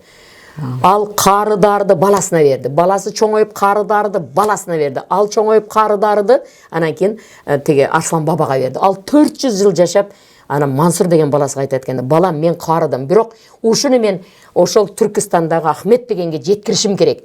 Эгер өлүп калсам, сен жеткиресиң" деп Түркистанга барып ошо баланы таап берип атат да. Алги китепти окуп бүттүм, башымда турат. Эртеси дагы окудум, анын эртеси дагы окудум, сумкамда жүрөт, арасында бая жерди ачайм. Ой, магнит болуп калды да. Ушундай китепти жакшы көрөм окуган. Бир китепти бир күндө окуйт дегениңиз анча мынчасына фантастика көрүнүп атат азырчы. Мен ошон. Эжекенин китеп окуганы анык. Сизге окшоп окугандар бар, бирок туурабы? Бирок мына живой көрсөтүп коелу, мына эжеке бир китепти бир түндө окуйт. Аган шундай кызыгам да, шундай кызыгам. Ушунун бир техникасын бир үйрөтүп бергисиз. Уйкумда келбейт. Деп атып эле, ой деп анан арасында блокнотума ошол бетти, ошол накыл кепти дароо жаза коем. Кийин ачып окуй койгонго. Кийин бир күн анан бүт блокнотумду карап, ушундай сөздөрдү жаздым, кандай сонун керемет накыл кептер, асыл ойлор бүт жазам. Орусча, кыргызчасын барын жазам. Орусча дагы Россияга барганда орусча айтам. Орусияда жүрөсүңөр, момундай деп туруп кээ бир тексттерди орусча айтам. Орус мектептерге, орус тилдүү мектептерге барганда бир күнү бир жерге чакырышты. Мугалимдерге орусча, окуучуларга орусча. Өзбек улутунда көрүү экен. Мугалим жөнүндө өзбекче текстим бар, аны айттым. Кыргызча айттым. Билбейм, мен ушу тексттерди айтканды жакшы көрөм. Ырларды. Эжеке, сиз 73-кө чыктыңыз да, азыр ушул маалда дагы тынбай сабак бересиз. Күчтү кайсы жактан аласыз? Аллах берет да. Мен эрте менен турганда эле өзүмө позитивдүү сөздөрдү бизге үйрөткөн экен, ошо позитивдүү маанайда жүрөм. Эч качан жаман сөзүмө жолотпоймун. Мен мыктымын, мен күчтүүмүн, мен мындаймын. Аллах мага жардам берип атат. Аллах мени угуп атат. Мен Санкт-Петербургка жөнөп атам, Екатеринбургка кетип атам. Ошол жерде сени айтамын, сени мактаймын, сен мага күч кубат бересиң. Пайгамбар саллаллаху алейхи вассаламге салаваттарды айттырам залда. Баяндарды айтам, мага күч кубат бер деп коем. Анан эрте менен да өзүмө керектүү сөздөрдү айтам, мен мыктымын деп чыгам да. Мен ооруп калдым. Мен оорубайм, айтпайм мен аны. Кээ бирлер паланым, түлөнүм деп ошол ооруну жөн эле приватташтырып, өзүнүн сүйгөнүм дегендей кылып айтат да. Ол сенин сүйгөнүң эмес ол. Ол сага душман. Айтпа, мүчөсүн алып ташта, эмнеге сенин сахарың болот, давленияң болот. Мен дагы анан кийин азыр менин талабаларым эрте менен сабакка келгенде биз кандайбыз десем, байычыр отуруп, ой биз супсулуубуз, акылдуубуз, жөндөмдүүбүз, таланттуубуз, илимдүүбүз. Касалмандар барбы? Жок. Анда Куранды ачкыла. Так ким бүгүн алып барат? Алып бар. Мен отуруп тыңшап, угайын. Анан кийин сунушумду айтам дейм. Мен сүйлөй бербейин кечке. Силер сүйлөгүлө дейм. Азыр көп жерде талабаларым сүйлөйт, тойлордо чыгып сүйлөйт. Бир жактарга барганда, кудалар келгенде дуа берели, Аллахты мактап коелу я, кана деп туруп. Кудалар, ой, кандай кудаларга туш келген, бизде бир жерде класском бар, организатор шайлай мектептегидейчи, класском башкарат, бир аз сабактан күчтүүрөөк болуш керек, организатор уюштуруш керек. Кара койго дагы эмеге чыгабыз, жылына бир жолу көчмө дарске чыгабыз. Жаратылыштын койнунда арчалардын арасында окугула Куранды, кана эми баян айтабыз, дарыянын жегин өткүлө. Ошондой аны организатор уюштурат. Китеп алсак, башка кылсак. Ошондой жактарым бар. Алла разы болсун. Мен ошо сизге окшоп, но сизден дагы биз алган эле пайданы башкалар дагы алсын да. Сиз жашоодо чоң ийгиликтериңиз бар го. Мектептеги иш-чаралардан ушулду бир айтып берсеңиз, эң бир адамдар жетпей бирок ошол нерсе сизге мүмкүнчүлүк аракеттин аркасынан жеткен бар го. Бир окуялардан бирөөсүн айтып бергениңиз да. Мектепте дагы ошол мугалимдерге азыр кайсы эгер бир мугалим угуп аткан болсо, сөзсүз тарбияны айтып, бир окуяларды айтып, балдардан сылап сыйпап, жакшы сөздү айтыш керек да, сөзсүз жакшы көрүш керек да. Ошондо мугалимдин жүрөгүнөн түнөк табат да. Жана жыл мугалимден сиз Москвада биринчиликти алдыңыз го? Ал үчүн сиз кандай аракет кылгансыз? Сизди мындай каржылаганбы, же болбосо 24 саатыңыз 48 саатка айланганбы, кантип жетишкен? Биз окуп жүргөндө акча маселеси болгон эмес экен да. Биз мындай акча бериш керек, зачет, экзамен. Ошо мезгилде акча деген тема жок эле. Таптакыр жок экен, сөздө болгон эмес. Ушундай окуп билетти 30 билет болсо, ошону бульварга чыгып эртең менен машина жууп кетет эле. Ошол жерде отургучтар отуруп алып туруп 30 билеттин толук жаттап туруп, анан кийин билип, анан киребиз. Дагы неме экенбиз да биз, жөнөкөй экенбиз. Киргенден кийин билетти алдың, шатрашатынан 3 сурооду билесиң, я готова деп айта бербей, отуруп алып кагазга ошонун бардын кайрадан жазып, анан кийин айтыпбыз да. Ошондо эле мен даярмын деп айта бербейлиби? Билет элек. Анан кийин мугалимдер байкап, ушундай биздин аракетибизди байкап, аябай сонун сөздөрдү айтып, көп нерсени үйрөткөн экен да. Сен жатта, ырларды жатта, сонун тексттерди жатта. Айтты, мен ошо бир жөндөмдү байкап калганбы, мени шлифовать этип, түздөп оңдошкон да. Анан бүтүп келгенден кийин дагы партиянын мезгили орус тилдүүлөр бааланат эле. Мен Кызыл Киян жанында Караванда Гайдар мектебинде окуп калдым. Атам Куринкеевке бөлүнүп калды, институт бүткөндөн кийин математик болуп. Грек улуту көп эле. Кошуналар 3 эле кыргыз бар эле, калганы бүт гректер, орустар эле. Ошол башка улуттардын да таасири болду. Ошондой бир улуттар менен аралашып жашаганда да жакшы экен. Башка улуттардын тилин билүү, салт санасын билүү, достошуу деген дагы жакшы экен да. Ошон үчүн теге ал жака барганда дагы мындай бир бирөөлөр менен мамилени түздө, оңдо, кучагыңды жай деген. Мен айттым, пайгамбар сүннөттү айткан экен ошол Полина Михайловна, бир кезде 50-дан ашкан аял эле да. Азыр ойлосом, кабагыңды жаркылдат. Эч качан кабакты бүркөбө. Улыбайся, адамдарга приятно болот. Жакшы жагын айт деп. Мухаммад Мустафа саллаллаху алейхи ва саллям кучагыңды жай. Биринчи кадамды өзүң ташта. Жакшы ширин сөзүңдү айт деп атпайбы? Жакшы көргөнүңдү бер деп. Пайгамбар сүннөттүлүк аткарган экен эжекебиз дейм да. Ошол жакшы нерсе жүрөктө орноп калган да. Азыр дагы ошо мугалимдер тарбия таалимди сөзсүз айтсын, балдарды сылап сыйпасын, жакшы мамиле кылсын. Кандай надан бала болсо дагы сен мыктысың, келечекте сени мыкты адам чыгат деп сөздү айта берсин, жакшы сөздү. Тандалып, мисалы мектеп жамааты. Жана конкурска. Анан райондон утуп, областтан утуп, анан Кыргызстан республика боюнча утуп 1991. Анан Россияга барып туруп, Москвадан дагы Москванын 188 мектебинде сабак бердик. Эми мен мектепте баягы ошол алган фундаментиме жараша берилип иштеген экенмин да, азыр ойлосомчу. Аябай берилип, шунчалык балдарды жакшы көрүп. Бирок 1-8 классты беришет, 10-ду берет. Аракет кылам, эч жыйынтык чыкпайт. Бир канча жыл өттү, анан тык эте түштүм элериме. 1 класстан албаймынбы? Ошолорду оңго жеткирбейминби? Ошондо тыянак чыкты да. Докторканага алып барам. Анан Садыр деген доктор бар эле. Эмне алып келдиң? Халат тиктиргем, чепчик бай 1 класстарга. Неме, врачи больной деген оюнум бар эле, ошону. Башыңда кали деди. Анан ке, отур. Такылдатып кирди. Фамилияңды айт, атыңды айт, жашың. Эмне ооруп келди? Паланым ортот. Мына дарыны. Аптека кирем. Ошондо окуткан окуучум аптекачы. Рыспек, мага 5 мүнөт бергин. Өткү. İç oradan emne der, baş oradan emne der, orusça söylögülü. Tiş doktorga kirem. Neme tege. Ana kreslığını berip turgun, mına kıçkaştal. Oğuzunu alıp barıp, julup albagın. Oğuzunu ele jakın alıp barıp, de üzülmüş bol. Zub balit tep kirsen. Magazinge kirебиз. Mına konfet, pеченье kança turat. Дайте мага деп жолдон. Оң жакты карадык, сол жакты карадык. Машина жокпу? Эми өттүк. Бул жол. Это дом. Маленький большой сүйлөп келгиле дейм да. Образга киргизип туруп. Ошентип анан кийин сүйлөткөн кезде. 1 класста маңкалар агат да, балталары түшөт. Эркек балдар жүргөн эшикке чыгып келебиз. Так, арыкты аттайбыз.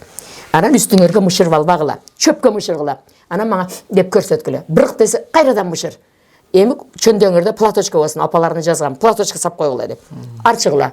эжеке о молодец эми жүргүлө эми сабак өтөбүз көк балтаңар агып турса мен кантип өтөм сабакты деп ошо азыр эскеришет ошондо биз ушинткенсиз депчи тазалыкта болсун дегем да мурда агып турса мен кантип өтөм сабакты депчи көк балтасы аккан окуучуларыңыз азыр кыйын болуп кеткендер барбы аябай эскеришет да момунтикенбиз тигинтикенбиз деп ырахаттануу менен эскеребиз да жолугуп калсакчы ошо жакшы көрүш керек экен да балдардычы анан неме районодон дагы айтат эле да республикалык семинар өтөбүз зав рай гаранолор келет мектептин директорлори келет деди мен эч коркпойт элем себеби окуучуларыма аябай мугалим учитель ученик дегенди үйрөтүп коюп анан кыйын Насирова Махабат Абдуллаева Тажигүл деген кыздарым бар эле мугалим болосуңар десем аябай мыкты мугалим болуп коет эле да анан комиссиянын жанына мен да отурам дагы баягылар анан кийин алып барса баягылар тиктеп аягында анан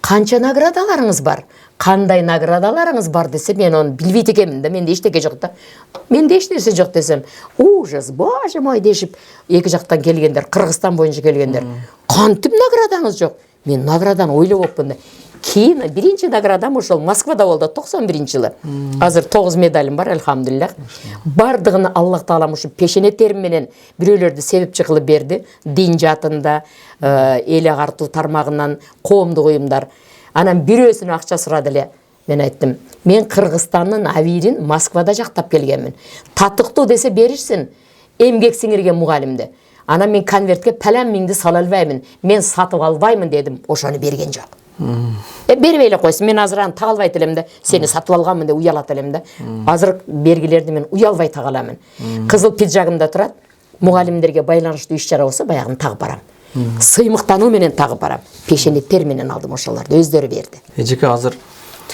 жаштар мурдагыдай аракет кылбай калды көп угабыз да алсыз болуп калды негедир аракети жок да алар мотивацияны кайсыл жактан алып атат келечек керек эмес дейби телефондон алып телефон деле кармап атат да алтыным балдар ушунчалык азыр мен жолдо сөзсүз байкайм да транспорттун ичинде дагы телефон тамакка отурса бирөөлөрдүн үйүнө барсам телефон чугуп жеп атат дааратканага телефон менен кирип ошол жерде сүйлөшүп атат дааратканага кирбей телефонсуз кирсе болобу төшөктүн ичинде жатат бир малгача мен айттым ата энелерге телефонду 10:30 хотя максимум 10-да жатсын 9:30 телефонду сыртка алып чыгып сайып койсун немеге зарядкага муну менен жатпасын зарядкада мына жеринде турат да канча зыян болуп атат чукуп атат телефонду аябай бир уят нерселер да көп ушунчалык зыяндуу нерселер көп ошону көрүп бузулуп атат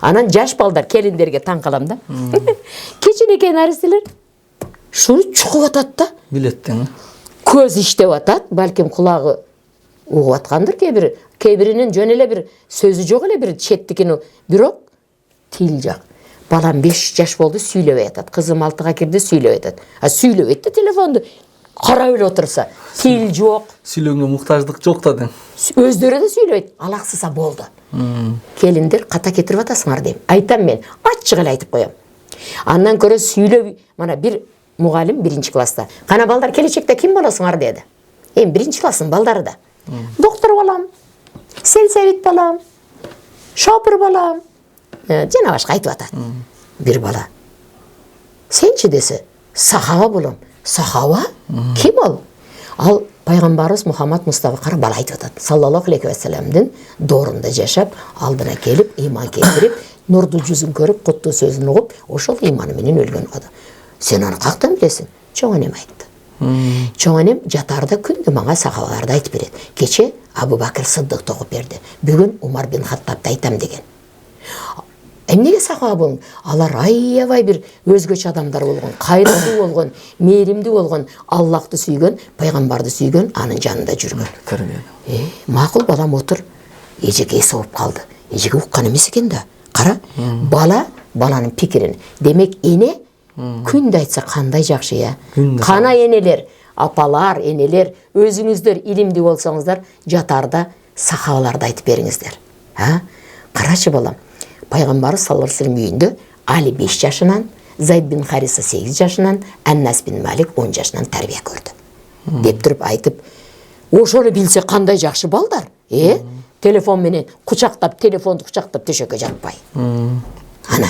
тарбия. Doğru эле. Үй бүлөлүк көйгөйлөр, зомбулук өзү негизи айрыкча жаңы үй бүлөлөр бири-бирин түшүнүшө албай атат азырча. Түшүнүшө албаганы бир тилде эле сүйлөшөт, же орусча сүйлөшөт, же кыргызча сүйлөшөт. Экөө тең билет, бирок түшүнүшө албайт. Бири-биринен капа, сүйлөгөн сөзүн түшүнүшө албайган. Ушулар жөнүндө бир нерсе деп койгучу. Жаштар ошо турмуш курууга даяр эмес деген түшүнүк келди менде. Тыянак келди. Себеби балдар жазат да, устаза, 2 ай болду үйлөнгөнүмө. Кетип калды. 4 ай болду кетип калды. 2 баласын алып кетип калды. Телефон өчүрүп койду. Чыкпайды байланышка. Мен айттым, момдай сыпаттарың болсо, клей болуп сага жармашат. Момдай сал кетип калат. Карачы, 2 толкунда сүйлөшсө, биринин сөзү бул жакы, биринин сөзү.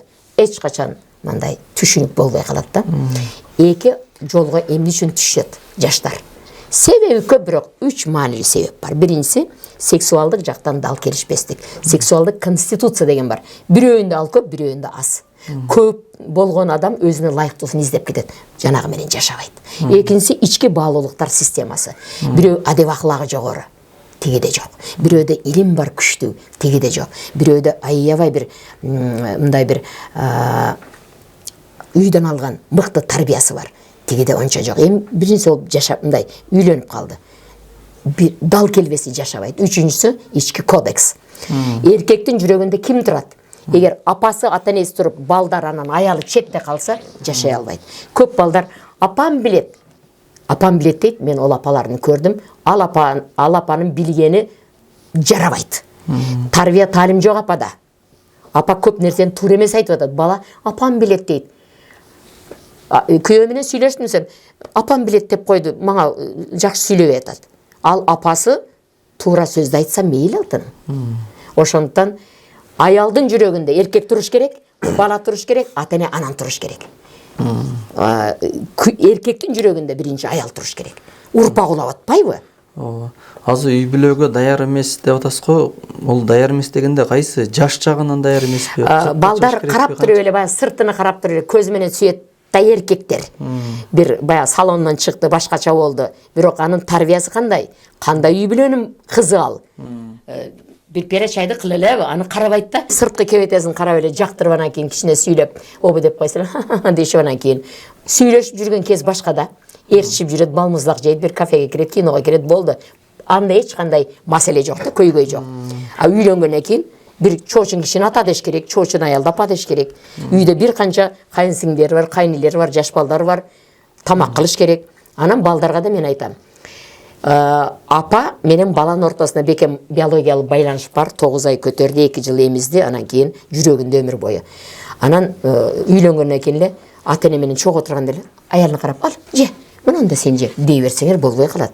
Кирип тамакка чыгаарда айтып койгула. Мен сен жактанча карабайм азыр. Атам отурат, апам отурат. Сен анан көңүлүң ооруп калбасын. Кичине мындай бир буларга көңүлдү көбүрөөк бөлөм деп, атол деп эле ошолорго көңүл бөлсөң, апа тынчтанат. Келинди карап эле анан ал же деп атсаң, апа кызганат. Уруш жанжал болот. Апалар да биринчи келгенде эле балдар менен жакшы сүйлөш керек дагы. Үйлөнө турган маселелерди чечип туруп, келин келгенде мен баламдын бир мотивацияны берип койсо, келин ошого карап калат да, апага жакшы кыз болуп калат. Мен баламдын тандоосун жактырдым. Ал жаман кызды тандаган жок. Мыкты үй бүлөнүн кызын тандады. Адеп аклагы бар, тарбия таалими бар, кайната кайненене урмат кылат, күйөөгө баш ийет. Мен кабыл кылдым, куш келипсиң алтыным. Үй жаным, бир ширин чай кыла койчу десе болду. Мотивацияны алды, жакшы кете берет. Келин дагы, келиндерге айтам, келгениңерде эле эртеси апа, ассаламу алейкум, жакшы жаап турдуңузбу? Апа деп кучактап койгула. Атам да жакшыбы? Биздин үйдө, силердин үйдө дебегиле, биздин үйдө иштер кандай бөлүштүрүлгөн? Мен кайсы ишти аткарайын? Биздин үйдө кандай тамактарды жакшы көрөсүздөр? Мага үйрөтүп коесузбу? Болду, ошону менен эле үй жаным болуптур деп үйрөтө баштайт да. Мамиле бир ошол жаңы үй бүлөгө кирдиңби? Алардын калыптанып калган эрежеси бар, салт санаасы, үрп адаты бар. Ошого акырын кирип тааныш жаңы келин. Карагалачы. Анан балдар дагы бир нерсени айтыш керек. Азирет Усман университети 6 декабрь 21-жылы чакырды. Исаков Абдухалил ректор экен. Ошол кезде 29 жылдан бери ректор экен. Азыр да иштеп атканбыз, уже канча жыл болду. Балдарыңыздын кулагына күмүш сырга илип коеюнбу дедим. Мені қарап қалды. Қанша бала тұрады мешіттің ішінде? Бойдоқсыңарбы? Bir кезде сүйгеніңерді эле алгыла. Келин келди кече. Бүгүн тургуладагын сүйүктүм жүр, ата-энебизге чай кылалы. Ашканага киргизип, төргө отургузуп. Бул менин атам, апам. Булар мени төрөдү, тарбиялады, өстүрдү, окутту, үйлөдү. Ушуларга кызмат кылышыңды суранам. Урмат сыйда болуп, ушулардын ак батасын алган. Эми мен буларды алмаштыра албаймын, базарга апарып сата албайм деп колуңарда аялыңарга. Аялды алмаштырса болот экен. Бирок ата-энени алмаштыра албайм, деп койсоң бүттү. Сени сүйүп, күйүп жанып турган аял аткарат ошону. Мана башындагы мотивация. Айттым мен, апалар эмне кылыш керек, кайненелер, келиндер эмне кылыш керек, жана балдар эмне кылыш керек. Ошол аткарылса, жакшы жашоо болот. Абдулкадыр Дадаулунун мусулман эркектин аялдын алда милдеттери, мусулман аялдын күйөөсүнүн алда милдеттери деген жука китептери бар. Атанын балага насааты, апанын кызга насааты. Бүт талебелерим алдырганмын. Мен жакшы китеп көрсөм, сөзсүз жамаатым алдырамын, окуттурам, сураймын. Мана ошону билет да, аткарат да. Китепти окуш керек. Насиба Абдуллаева. Насиба Абдуллаева, мен аны тааныбайм, атын айтканыңыздан да, бирок китебин тааныйбыз да.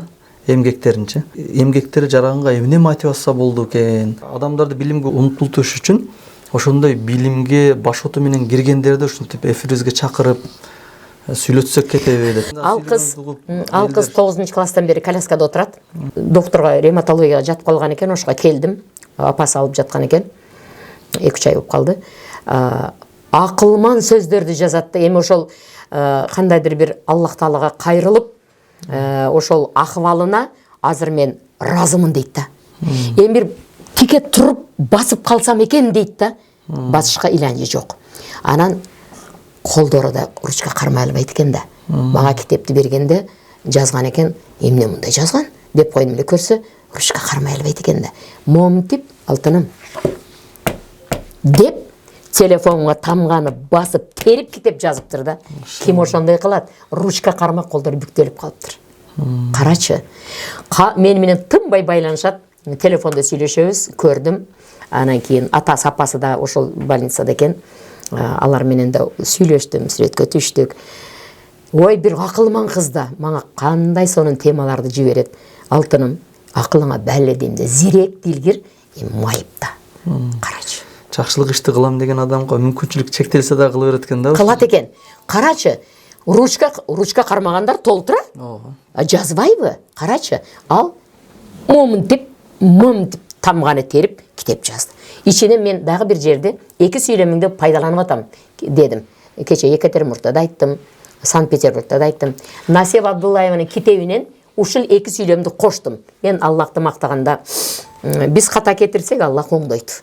Адашып калсак жолду көрсөтөт. Ката кетирсек түздөйт. Лекин күнөө жасасак ашкере кылбайт экен да. Ашкере кылса бир адам көчөгө чыга албай калат эле. Айы ачылып калып. Ушул жерге Насибанын эки сүйлөмүн кошуп койдум китептен алып.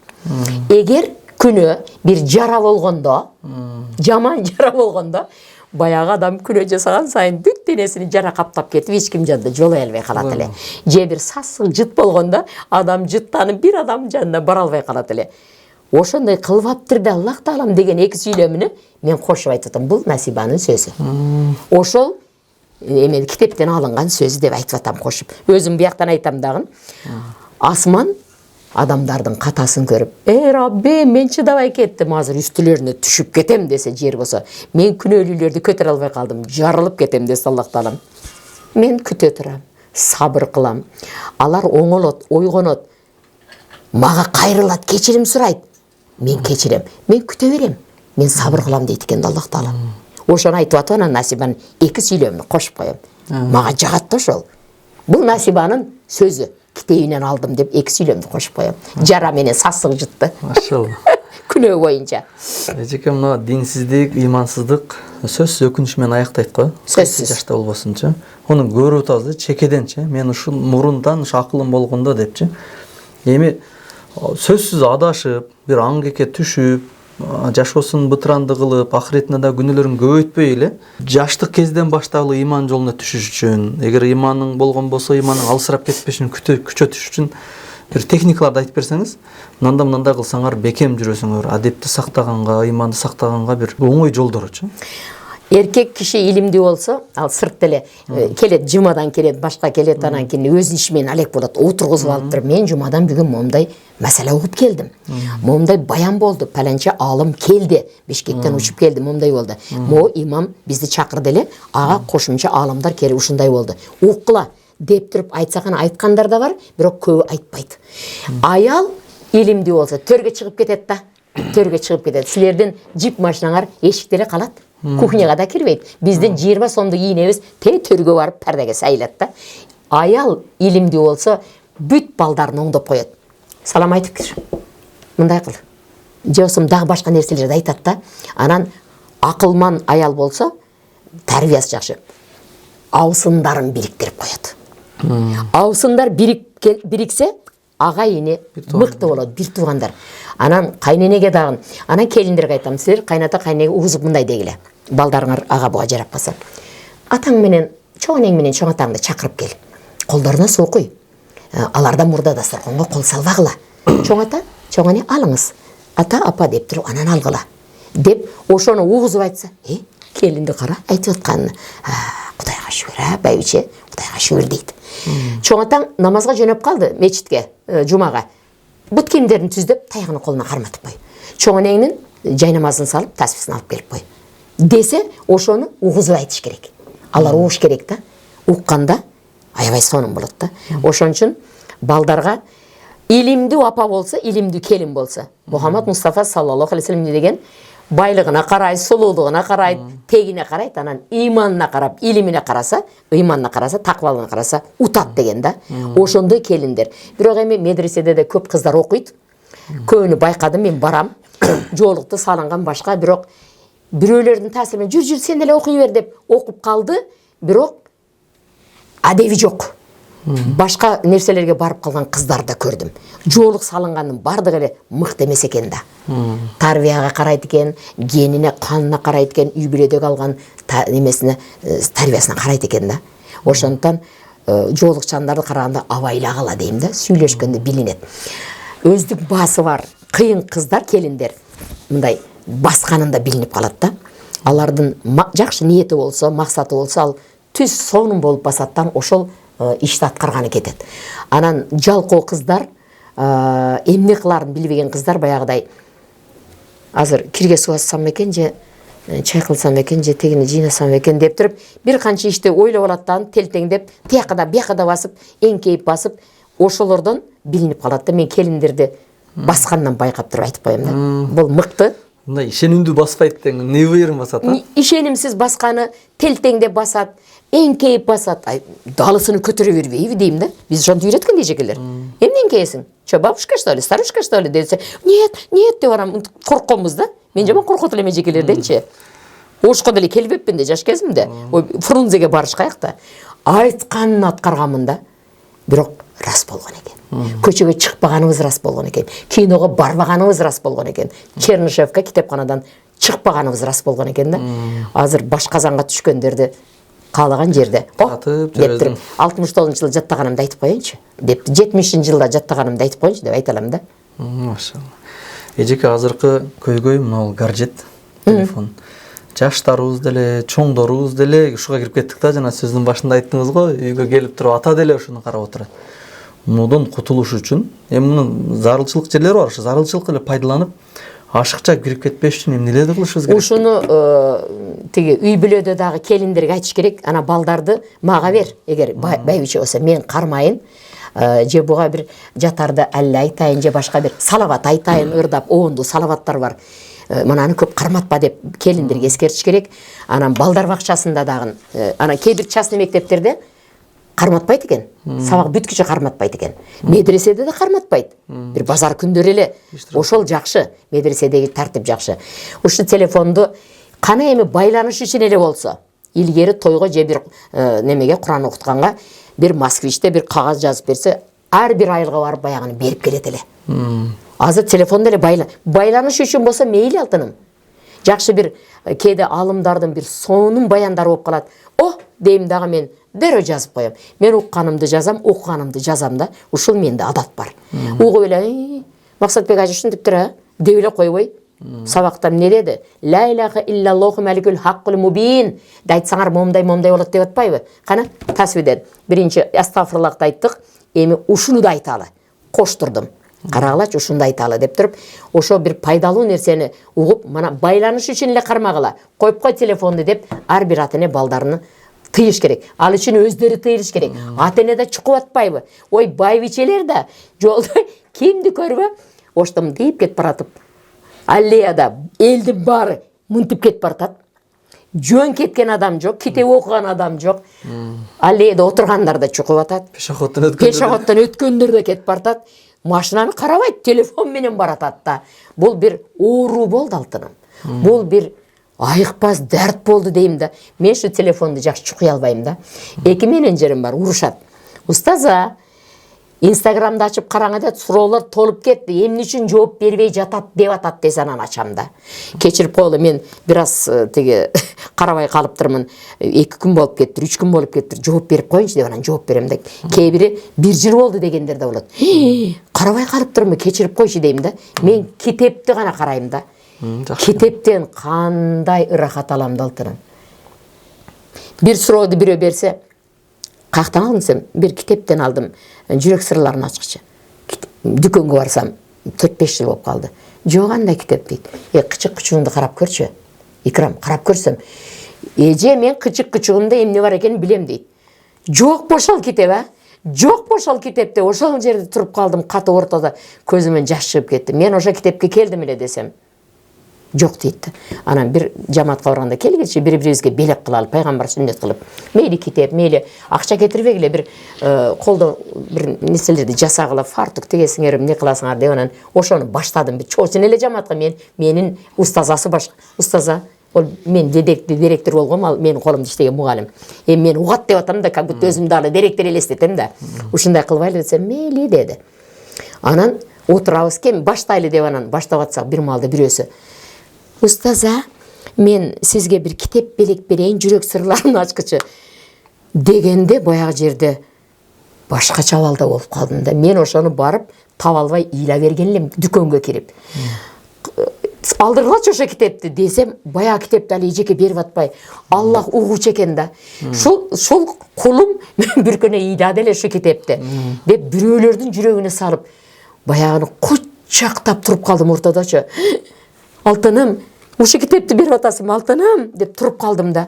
Деп кучактап туруп калдым ал китептичи. Аллах Таалам билүүчү экен да. Машалла. Келип эле баягы текстти та окудум да. Аллах Тааладан сурансаң берет экен да. Бир жак алыска чыгарда да мага теги Баткендин машинасын жөнөтүп койчу я. Мен Кызыл Кия, Кадам жай деп пересадка кылбай эле коеюнчу я десем, шондой машина кеп калат. Алтыным, каяка десем токтотуп, Баткен дейт. Раббим, угармансың да, сураганды берермансың деп үнүм чыгып, шопур кечирип коя дейм да, анан отурам да. Ушундай бир суранганды билишибиз керек экен да. Фаскуруни аскуркум вашкурули валя такфурун. Мени эстегиле, мен да силерди эстейм деп атпайбы? Бакара 152. Алла деп кайрылсаң берет экен да. Мен сени мактайм ошол жерге, мага жолумду ачып кой деймин, ошондой болуп калат да. Биз суранганды билели. Мурда суранбайт экенбиз да. Көп адам суранганды билбейт. Сураныш керек. Алла разы болсун. Устаза, негизи сиздин көп насааттарыңыз менен, мотивацияңыз менен көпчүлүк семьялар кайра жарашып, орду түшүп кетишкен да. Багыдагы башкалар жок жоопторун таап алышсын. Ушул үй бүлөдөгү эркек кишилерге биз айтабыз, эркекче кылчы. Аял кишилерге биз айтканыбыз туура эмес болуп калат да. Ошого аял кишилерге сиз өзүңүз түшүндүрүп айтсаңыз. Мен келиндерге айтам да. Эми силер эркелейсиңер, аял киши назик да, күйөөңөрдөн. Мага палан нерсе керек болуп калды, акча бериң. Анын ошо мезгилде акчасы жок болуп калды, же акча элек, же карыз болуп, карызды бирөө доолап алып кетти. Кое турчу ана мына десе, биз заматта тарынып калабыз да. Анан кийин акча бергенде сүйлөймүн, ошондо жазыламын, сүйлөшөм дейбиз да. Ушундай камчылдыктарыбыз бар, айрыкча жаш келиндердин. Екатеринбургда ушундай болуп тур да. Баягы 15 кыздын ичинде 4-өөсү эле айтышып калган экен. Анан мен биринчи кадамды силер таштагыла. Менден кетсек қаталы кечирип коюңчу. Мен билбей эле ушундай кылып алыпмын. Бирок мен сизди жакшы көрөм деп кичине сылап койгула. Апанын сылагандарын билип калган балдар, үйрөнүп калган. Апам сылап атат деп элестетет. Деп анан биринчи кадамды өзүңөр таштагыла дегенмин да. Ошентсе төртөө жарашып каптыр да. Эртеси кечинде 8-де жолгуш айтып атпайбы? Устаза, көздөрү жанып каптыр. Ушунтсем эле оңолуп калды да. Мен айтайын, мындай болду. Мен айтайын, күйөөм менен мындай болду деп айтып атат да. Эми карап эле отура бербей, биринчи кадамды силер таштай бергиле. Эркектердин үйдүн кожоюну, падышасы экенин унутпагыла. Алардын ушундай кадырын көтөргүлө. Балдар бирде мени сураса, бул мындай дебей, балам, туруптур, азыр атаң тамактанып алсын. Ал суроого атаң жооп берет. Биздин падышабыз да. Атаң билет десе, жеп атып какап кетет дейт даган, мен жооп берет экенмин деп ойлона баштайт да. Кадыр көтөрүлдү. Кадырны көтөргүлө дейм да. Эч качан сен билбейсиң барчанага дебегиле. Анын урмат сыйын түшүрүп берсеңер жакшы болбой калат. Уткурасыңар. Ооба, уткурасыңар, утулуп каласыңар. Анча-мынча бир мындай көтөрүп кое бергиле. Сиз мыктысыз. Караң, Усталарды жакшы көргүлө дейм да. Мен аба математик болгон, бирок шифр жабат эле. Балдарынан бар менин балам дагы Улукбекти. Улужан, балтанап ке. Улужан, мынетти кагып көрчү кичинесте. Тайта, боптур деп. Эми ошондой бир жакшы мастер болушту, билимиге карабай. Мен айтам ошол тиги усталарды жакшы көргүлө. Колунан өпкүлөтсөм кантип дейт. Унтуп койсоң эле өлөт да. Эмесе мен апар мен көрсөтөйүн деп коем кейбирегичи. Анан эштен киргенде бир ишти бүтүрүп келди, бирөөнүн үйүн жаап келди, бүтүрүп келсе. Келдиңби? Канча пул берди? Эч качан ошон күл беришет да, сен ошондойт экенсиң. Билдим сени дейм да. Келдиңизби устам? Мүбарак колдоруңуз менен бирөөдөн ажатыны бүтүрүп келдиңиз а. Мен сиз менен сыймыктанам. Келиң, колуңузга суу куюп коюн. Тамактар даяр. Десе өзү эле берет акчаны. Сүйлөшүүнүн жолдору бар да, адеп бар да. Кополдонбой дейм. Кополдом эч качан акчаны антип сурабагыла. Эркектер мага мынтип жазат. Аялдардын эме шыйпаңдап калышат, аялдарды билем качан акча сураганда шыйпаңдашат дейт да. Мен айттым, шыйпаңдап агыла. Өлө акча керек болуп атса дагы эмне болду? Эмне акча керек десе, жок. Сиз билермансыз. Өзүңүз эле бир күн базарга барып керек нерсени алып бересиз. Же бүгүн баралы. Мейли бүгүн баралы. Сен бүгүн эле керек болуп атат да. Бирок ошону акча керек, базарга барам дебегиле. Мындай бир жакшы мамиле кылсаңар, өзү эле байкап калат. Сиз билермансыз, сиз өзүңүз алып бересиз деп эле айта бергиле. Эркек таап келип атпайбы? Ар кандай болот? Иштен келгенде кызматчы болсо түркүн ситуация болуп калат. Балким кожоюндан сөз эшитти, балким кызматтан төмөндөп калды, же ооруп жүрсө анализ тапшырса жаман чыгып калды, же бирөөдөн карыз босалды, улап алып кетти, кыжалат болуп келсе, кабагыңа кар жаап. Эмне болду? Чай ичпесең белени ич дебей, эштен киргенде эле кабагын көрдүңөрбү, чукпагыла. Дем але бериң. Чай ичпесе кыздарыңдан, ата чай ичесизби? Жок, ичпейм десе, унчукпай эле эртеси анан туруп алып туруп, сауын барчыкты даярдап, кийимдерин, бүт кийимдерин алдына коюп, жакшына кылып туруп, жакшы көргөн тамактарын койсоң, ичинен аябай ыраазы болот. Кандай билермен аялым бар. Карачы, костюмуну кийгизип кой дагы. Жакшы барып келиңди. Шап чыгып кетти, кайра келет дагы. Мен кече бир жаман иштер болду эле. Ушунча кабагым мындай бир көңүлүм бузулуп келди эле. Жаман түшүнүктүүсүң да. Аябай парасатың күчтүү, мен сага ыраазымын. Мен сени жакшы көрөм деп туруп, маңдайынан өп чыгып кетет да ошол эркекчи. Карачы. Эгер баягыдай жаман сөз сүйлөсө, эркекке бир ой келет. Бул аял эч мени түшүнбөдү. Алмаштырсам бекен, бир түшүнүктүүрөөк, зирек дилгирирагын алмаштырсам бекен деген ой сөзсүз келет эркекке. Алмашып калбагыла анан кийин, дейм да. Эштен киргенде жаркылдаса, кубанычыңыз менен бөлүшүп коесузбу? Дегиле. Кабак бүркөлсө унчукпа. Унчукпай эле тамагыны бер, жесе жеди, жебесе эс ала турган жайын даярда, болду. Сүйлөбө, өзү айтат. Айткысы келсе. Силер түшүнүктүү аял болсоңор, мен жалаң ошол темаларды козгойм да, каякка барбайм. Мен кыйын эле бир Куранды укмуш билген устаз эмесмин дейм. Колдон келишинче билем. Бирок тарбия таалим эң керектүү номер биринчи маселе жашоодо. Керектүүсүн айтат экенсиз да. Өзү негизи бир ишканада деле Ал канчалык күчтүү мастер болсун, тажрыйбалуу болсун, адеби жок болуп эле директорго сөз кайтарып, кеч калып жүргөн болсо аны иштен айдайт да негизи. Сөзсүз. Кыла албаса деле кечке эле аракет кылып эле айтса мейли үйрөнүп кетесиң, биз да ушинтип чоңойгонбуз деп жетекчи баалайт да. Ошону эле сиздин айткан сөздөн ошону байкайм. Үй бүлөдө дагы өзүң мамилеңи түз кыла бер, ошондо баалап алат депчи. Эркекти балдарга да сыйлатып үйрөтүш керек да. Атаңар билет. Атаң чыжат. Атаңдан сора мен билбейм. Атаң ошонте берсе эркектин кадыры көтөрүлөт. Анын орду бар да. Ар бир үй бүлө чакан, ыймандуу мамлекет. Мамлекеттин башында ким турат? Падыша турат. Падышанын мына азыр сен отургандай сиз отургандай, кечирим, креслосу бар. Анан ошого жылып алыңчы десе, каягына отурат аял. Күйөөсүнүн жарым көчүгү жерге түшүп калат. Анын жарым көчүгү илешет, экөө жарышып башкарса эмне болот үй бүлөдө? Кимди угат?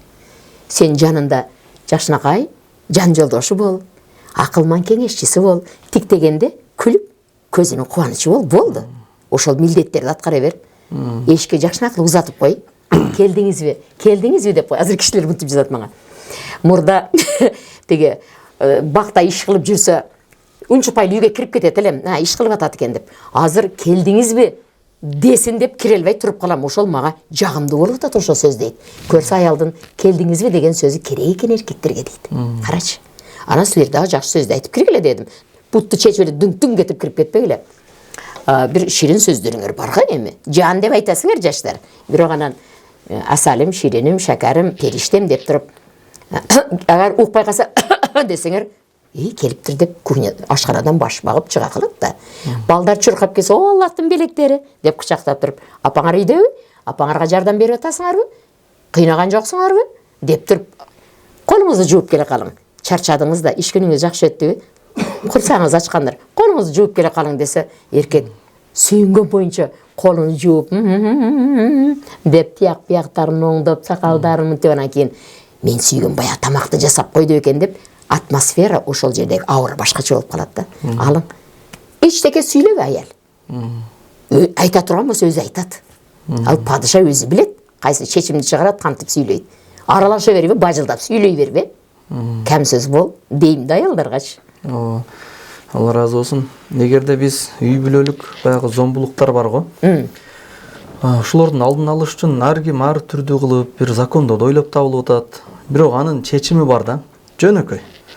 Аллах Таала шариатта мынанткен. Бирок онсек эле көпчүлүгү динге көз карашы тайкылар, же болбосо ыйман алсыздар, уккусу келбейт. Ошого мен башкача тил менен айтат элем да, сиз ошону туура деп көрсөңүз, коштоп берсеңиз. Бир секрет бар. Да. Үй бүлө бекем болот. Аял канчалык алсыз болсун, колунан иш келбесин, же тили деле кээде начар болуп, мээсин сүйлөп, күйөөсүнүн мээсине чай кайнатса деле ал үй бүлө бекем боло берет, эркек киши кол көтөрбөйт. Ал эмне дегенде, аял кишиге эки чоң эле милдеттеме берген. Биринчи милдеттеме өзүңү таза алып жүр. Абириңечи. Экинчи милдеттеме жакшы обращение кыл. Башка чай дамдап бербесең, башка кылбасаң деле аны шариат эркек кишиге милдеттендирген. Эптеп аны өзүң кылып бересиң. Эгерде мен баланы төрөп деле мен эмизбейм дей турган болсо дагы арендага бирөөнү жалдап болсо эми эмиздирет да. Бирок эркек аял кишинин ушул милдети бар. Кокус иштеке болбойт деп ойноп телефон менен 1,5 менен сообщение жазышып койгон болсо, же бир баягы азыр бирок аяштары менен кыйшалаңдап сүйлөп койгон болсо, болду, абири кетти. Ал аял эмне иш кылса дагы күйөөсүн жакпай турат, баягы зомбулук, урушталашуудан келип чыга турган нерсе да. Ушуну кыска эле сөз да, аял киши өзүн сакташ үчүн болушунча, эгерде жумушка барганда сөзсүз түрдө бирөөлөр менен мамиле кылышка керек болуп калган болсо, жумушка чыкпай коюп, өзүн этияттапчы. Көп сүйлөй турган болмосо, күйөөсүнө катуураак айта ала турган деңгээлде болмосо, ошону көп сүйлөй кое турган болмосо эле жашоо бүтмөк да. Бирок ушул эле сөздү менин сөзүм менен түшүнбөйт. Аны сиздин сөзүңүз менен түшүндүрүшүңүз керек да. Аял ушундай мыкты болуш керек. Эркектер айтпайт, бирок тазалыкты жакшы көрөт. Эшиктен, коргодон киргенде эле бардыгы жай-жайында болуп турса, таптаза болуп турса, менин үйүм кандай сонун дейт. Заказ бербейт, бирок сүйүнөт. Тазалыкты жакшы көрөт. Эгерде шыпыргы, кетмен, тапочкалар аралашып жаткан болсо, бир кызыктай абалда калат да. Ар нерсенин өзүнүн орду бар да, ошону аял киши билип, тыкылдатып, келерин билип туруп, бар жогу жай-жайда болсо, эркектер, мен айтам, эркектер тазалыкты жакшы көрөт, бирок айтпайт. Ичинде эле сүйүнүп калат. Анын көзү жаман нерсени көрбөш керек сенин үйүңдө. Жаман сен жөнүндө жаман сөздү укпаш керек, мурду жаман жытты жыттабаш керек. Ошондо бар жайында болот. Анан көңүл бөлүш керек эркекке. Сөзсүз көңүл бөлүш керек. Анын ордуну кандай орду бар үй бүлөдө, ошону сактаса, эркек тагын аялга сөзсүз жакшы көрөт. Сөзсүз. Анан ошондон эркек тагын, эми кыздар дагы, аялдар дагы аяштары менен олар бул кыйшаң такыр болбош керек да. Күйөөсү аны телефондон көрүп, же эркекти же аялды. Эч качан сен ошону жактырдыңбы? Үйлөндүңбү? Сен ошого турмушка чыктыңбы? Болду. Ошону менен эле мамилеңди бекемдей бер, ошону жакшы көрө бер. Башкага көңүл буруп не кыласың? Анан салыштырба. Тигинин күйөөсү мындай экен, анан мынтиптир. Тигин аялы мындай экен. Ошону эч качан салыштырып айтпаш керек. Аялдар да жаман көрөт, эркектер да жаман көрөт. Салыштырса өзүнүн бирөөлөр менен. Карачы, тигинин күйөөнү карасаң, сен болсо мындай дегенде бүттү, ал эркектин көңүлү чөгөт, аялды жек көрүп калат. Ошондой болбош керек да. Ал үчүн тарбия таалим экөөндө тең жакшы болуш керек. Анан шашпай мындай бир караштырып үйлөнүш керек да. Сыртыны карап эле үйлөнө бербей. Анан тиги көрүнүшү жакшы экен деп эле. А келгенден кийин макияжы кетет, чай кыл десе, суу алып бер десе, ой, ала бербесин, көйнөдө турат го, мындай кылып кранды ачсаң, суу чыгат, иче бер. Болду. Мамиле болбойт. Манеке, жанында турган суудан суу алып берсе, мына суу. Ичиңиз. Ошону өзү деле колу менен алып алат. Бирок суу десе эле мына деп алып бере койсо, аял зерек, дилгир болуш керек да. Аялдардын памперсаты күчтүү болсо эле утат да. Үйүмө барайын. Үйү таза болсо, тамактары даярса, үйүмдөн жакшы жай жок, аялымдан жакшы адам жок деп келет да. Келсе, тамак даяр эмес, бар жок монтип жатса, деп анан кийин запасный аэродром диздейт да айрым эркектер. Чын. Аялынан таппаганды башкадан таап алса эле бүттү, кетип калат. Аялдарга көп нерсени айтам, мен азыр айта албайм бул жерде. Бирок аялдарга көп секреттерди айтып коем. Момундай болсоңор, эч жака кетпейт эркектериңер. Силерди гана сүйөт. Ал үчүн ушулар болуш керек силерде дейм да. Бир жаңылык да. Кандай? Бир аксакал табылган экен. Өмүрүндө бир да жолу аялы менен урушкан эмес экен. Анан Бул азыркы заманда бир таң калышты го. Анан ошого бир нече киши барып турат айынча. Чынында ушинтип угабыз. Сиз такыр урушкан эмес экенсиз, жакын туугандарыңыз айтат. Бизге дагы үйрөтүңчү, үйдө тынч жашайлы десе, ал киши аябай мындай данышмандуу экен да. Мейли биринчи коноктоюн. Аялына айтыр, гоонду экинчи этаждан гоонду алып түш, союп берейин. Десе, алып келип, баласынан берип жиберген. Алып келсе, муну эмес, бар. Экинчисин алып келсең, десе, бар бир аздан кийин дагы гоон келет. Окшош, ошо мурунку эле gooндой да. Аны эмес, мен наркын алып кел дегенмин деп айтса, ал жерде олугутат да эркек кишичи. Алып барып башкадан гоон келди, куду ушул болчу деген союп туруп берген. Бергенден кийин, эми айтың аксакал, өзүм эмне эле десе, өзү үйдө бир эле гоон бар эле жанатан беричи. Просто башка гоонду алып кел десем, аялым бир эле гоон бар го үйдө, эмне болтасыз дебестен алып барып, сыртын жууп, же болсо табактан оңдоп, башка жагынчы кайрадан алып келди. Кыскасын айтканда, менин туура эмес каприздеримди көтөрө бергендиктен эле ызычуу болгон жок. Ызычуу жок. Түшүндүңөрбү десе. Алар жакшы түшүнбөй калганда кайрадан да түшүндүрүп берген. Ал жерде кеп көбүнчө эле бир тараптан эркектен эмес, ал жерде аял кишиде да үйдүн погодасы чоң болот. Ал ушинткен жок. Өзү бир эле коонуң бар эле. Ага айырмасы жок окшойт эле эжебизгечи. Ооба. Устаз, бул арбуз жөнүндө болгон да, мен аны айтып жүргөм да. Арбуз жөнүндө болчу да. Анан ошол тиги ошого окшош эле башында да кичине сүйлөмдөрү бар. Айтат экен да, өзү эмне ылдыйда толтура бир арбуз ээп койду деп атасыңар. Бир эле арбуз. Ошол аялынын мамилеси кайра-кайра өзү алып келет да. Жок, бул жакшы пишпей калыптыр. Бул конокко болбойт, башкасын алып кел. Дагы келсе, бул да анча эле эмес экен. Үчүнчү алып келди. Анан кийин, эми арбуздарыңыз көп? Жок, болгону бир арбуз. деп ушул аны мен айтып жүргөм мурда 3-4 жыл мурда айтат элем. Ол күйөөсүн капа кылбай кайра эле сунуштай берген. Ал ушунчалык көркөм мамиле болгондо алар бири-бирине өтө түшүнгөндө бир толкунда сүйлөшүп калса бул кандай бакыт да устаз, өтө чоң бакыт да. Мындай жүрөктөр жакын болгондо сөздүн кереги жок. Менен деле кийде эле түшүнө берет.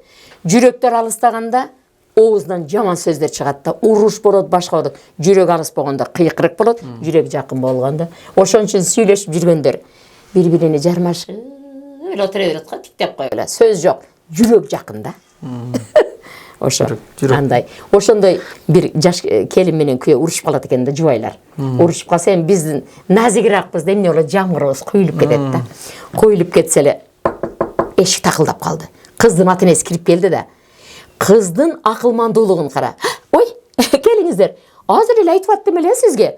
Же ата энем келбеди, же мен барбадым. Аябай сагындым, ыйла берем азыр. Ыйла берем деп атсам келип калгандарын кара. Сиз неме чайды коюң эле, мен төшөк салып берейин. Десе бомба жарылбай калды деп күйөөсү Кудай деп эшикке чыгып кетти, чай койгону кара. Эгер ошол жерде ай деп бир нерсени айтканда кайната менен күйөө мушташып кетет беле, урушуп кетет беле, айтышып кетет беле, карачы. Аял акылман болсо ар кандай ситуация түптүз жакшы болуп калат да. Карачы кандай жакшы я. Дагы бир экөө уруша кетип анан кийин тиги тарс этти, анан кийин даттанамын. Кимге даттанасың? Терезени жап, эшикти жапты. Каяка чыгып даттан? Башка жол жок беген азыр деп туруп ваннага кирип кетти. Ваннанын терезесинен түшөт экен деп сыртка чыгып терезенин карап турат, түшпөйт аялы. Кайра кирсе дәрет алып бар жогу суу болуп чыгып келатат. Намазга жай намазды салды. Эмне урдум экен? Ай деп калды. Намаз бүткөндөн кийин сиз менин жубайым болсоңуз, балдарымдын атасы болсоңуз, сизди даттанат белем. Экөөбүздүн ортобузга кирип алган шайтанды даттандымдыр лакталага дептир да, карачы. Ана жазылып кеттиби? Кандайсың?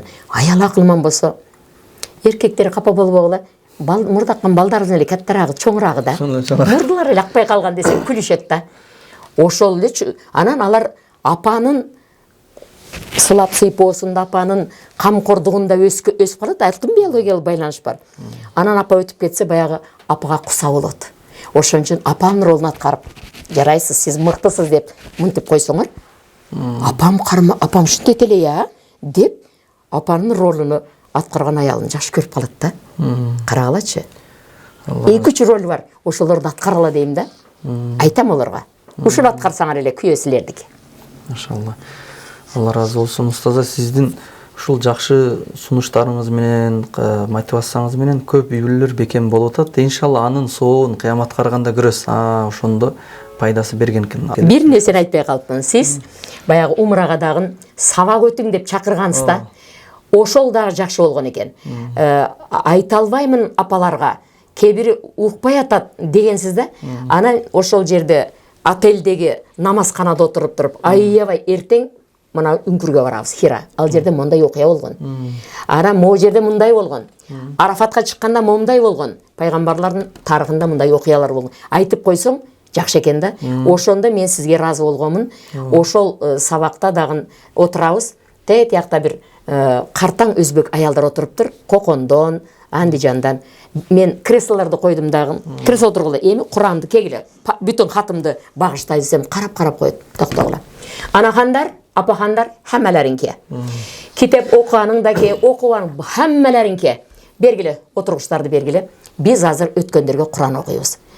Деп анан кийин шундай бир, апаханым сиз айтың. Бири кулиллахумма маликал мулкини жатка айтып атат. Барып туруп, жангенами картаң аял экен. Муну жатташ кыйын дедим. Сиз караң жатка айтып атасыз. Сиз мени өпүп кой десе, өпөмөн тейинди, билсеңиз деп анан эртеси дагы, яна учурашабызбы? Яна келамызбы? Мен айттым, биз бир үй бөлөнүн аябай ынтымактуу кыздарыбыз. Кайга келдик? Аллахтын үйүнө келдик. Балким пайгамбарыбыз саллаллаху алейхи вассалам баскан изини басып атабыз. Отурган жерге отуруп койдук балким. Кел ынтымактуу бололу. Саламдашалы, кучакты жаялы.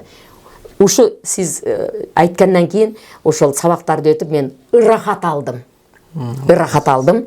Анан ушундай бир сонум болду. Көрсө сабак өтүш керек экен да. Апаларга. Ал жерде башкача угушат да. Атайын ибадатка барган. Мадинада дагы баягы Курандарды төртөөүндө илим бар, жер басында жок. Бардыңар Куранды алып туруп, ишин ачып барақтап ушул окуп калайын, ушул китепти окуп калайын деп ниет кыл. Аны мен билбейм деп басып кетип, стоп, кайт.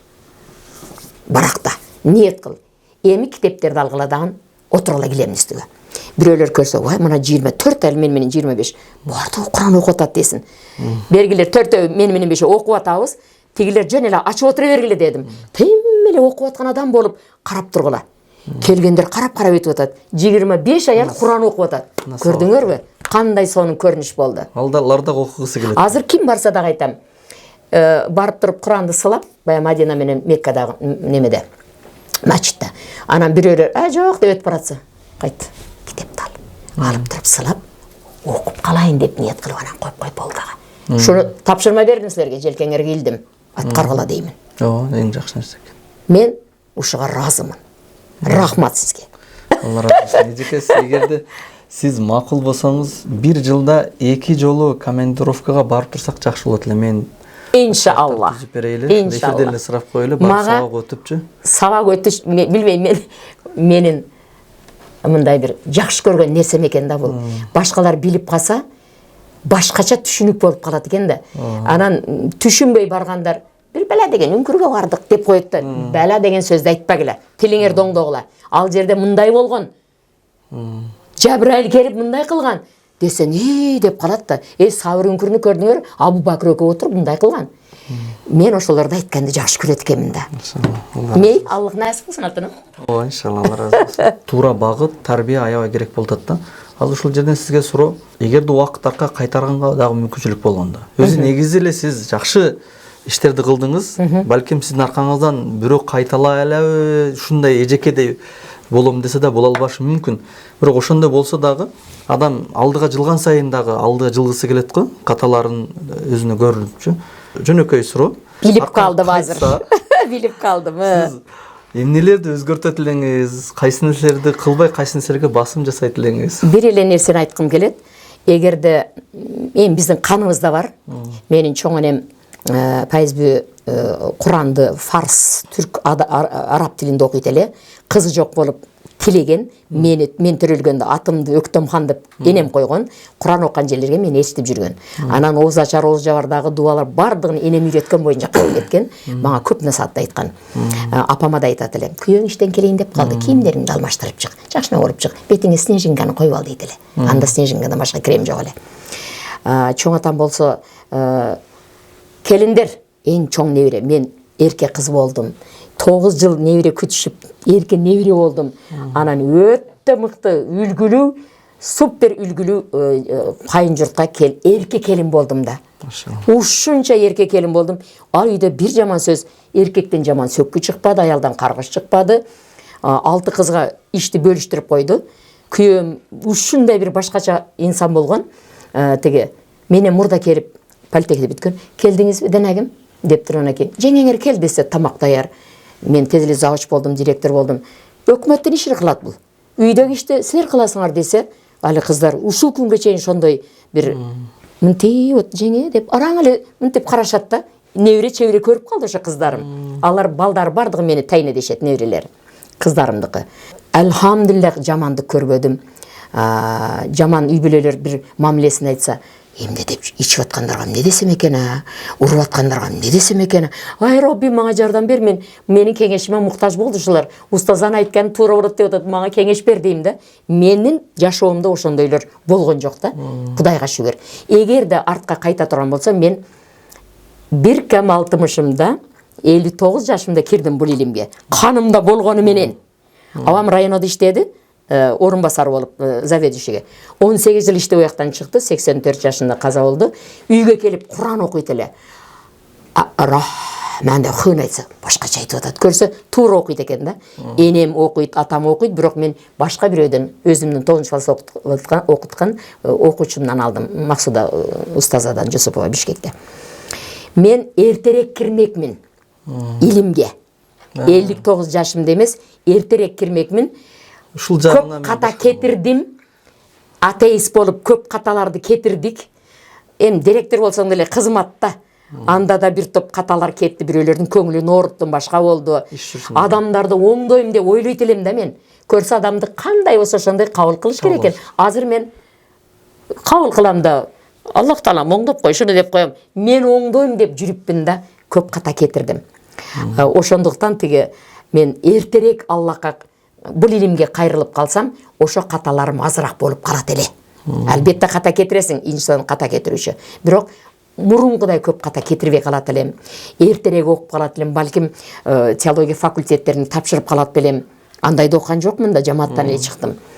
Анан тиги бирок дагы орус тилчи мугалим болмокмун. Дарыгер болбосом дагы. Анан Мухаммад Мустафа саллаллаху алейхи ва салламдын сүннөттөрүн эртерээк дагы тирилтмекмин. Ошодон гана үлгү алдым мен. Пайгамбар сүннөт менен жашасаң кандай ырахат экен, белек бер.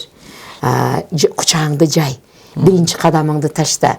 Анан урушкандарды жараштыруу, мындай ситуация кырдаалдарды түздөп коюу менин немемде бар да, ушул мүнөзүмдө бар. Бир жерлерде урушуп атса, алтындарым, кана бири-бириңе жылмай коелачы. Урушуп эмне кыласың, Муанайың түшүрүп эмне кыласың, кана? Ана деп ошондой бир жараштыруу немелерим бар да. Мындай кырдаалды оңдоп жиберүү. Мен баягы урушкандарды жаман көрөт экенмин, кабак бүркүлгөндөрдү жаман көрөм. Көчөдө баратсаң аялдар жөн эле үйдөгү бүт ташвишини түйшүгүнө түсүнөн бир ойлоп баратат да, жертиктепчи. Ай дейм да. Эми көчөгө чыксаң жашынакай болуп бара бер, ошо кемчилдигиңди базардан аласың. Түйшүктөрдүн бардыгын ойлоп момунту басып баратат да, туруп этип. Ошолордон сөзсүз жолдо салам айтып өтөм. Кээ бир түшүнгөндөр "Ва алейкум ассалам" дейт. Кээ бири болсо мындай үн чыкпайт да, карап койсом, ким эле бул деген боюнча калып кетет. "Ва алейкум ассалам" деп кое бер. Адамдарда аябай бир мындай тарбия жаатында кемчилдиктер көп да. Мына илимдегилер түшүнөт. Ал чөйрөдө мен өзүмдү океандагы киттей үстүнөн сууду чыгарып берет, ошондой сезем. Анан бергидей чөйрөдө жээке чыгып калган балык уйругуну урса деле сууга кире албайт, башын ургуласа деле сууга кире албайт, жээкте чыгып калдыгы ошондой сезем. Бергидей чөйрөлөрдөчү, динде жок чөйрөлөрдө кээде болуп калат, келип калат чакырган жерде. Ушуларды чакырдыбы? Демек ушуларга бир сөз айтсын деген окшойт деймин. Арасында өздөрүнчө сүйлөп жүгөрөт. Неме, угуп турасыңар, жесилер сүйлөбүлө, мен угайын дейм. Башкача абал болот ал жердечи. А диндар чөйрөдө ырахат бар. Максат бир, Роббиң бир, максатың бир, илимиң бир, Кураның бир, сөзүң бир, ал жерде ырахат болот да, ырахат болот. Алла разы болсун. Эжеке, мен сизди сыйлайм да. Бирок жеке мен өзүм бирөөнү сыйлаш үчүн да өзүм кемчилдигиң болсо айтып кое бериң. Жок, таразалар бар да. Тараза бар. Мен биринчи ирет мен кайнененин дуасын алган келимин деген сөзүңүздү укканда, бир жерден укканда, сый пайда болгонда. Бул чоң звание булчу. Кайнене келинден ыраазы болуш үчүн, демек ал келин аябай көп эмгектерди кылыш керек да. Бул мамиле жагынан, жүрүм-түрүм жагынанчы. Ага кошумча кайынсиңдилери азырга чейин бир жаман сөз айтпай, мамиледе, урматта болуп жүргөн өзүнчө бир чоң бир абир звание да. Ошонун эсебинен биз сыйлаганбыз. Азыр ушул күндө дагы кайненелери менен чогуу жашаган келиндерди сыйлайбыз. Ошол достор кызмат кылгандарды, ошолор менен чогуу жүргөн достор бар. Олорго мен башкача сый кылам. Чогуу жүрүп калганда чайларында чогуу төлөп койгонго аракет кылам. Ата-энем менен чогуу жүрүп. Анткени алардын өзүнүн чоң бир урматы бар да. Анан мен ойлойм, азыр сиз айттасыз го, менде андай көйгөй болбоптур, кайнене деген менен урушуу.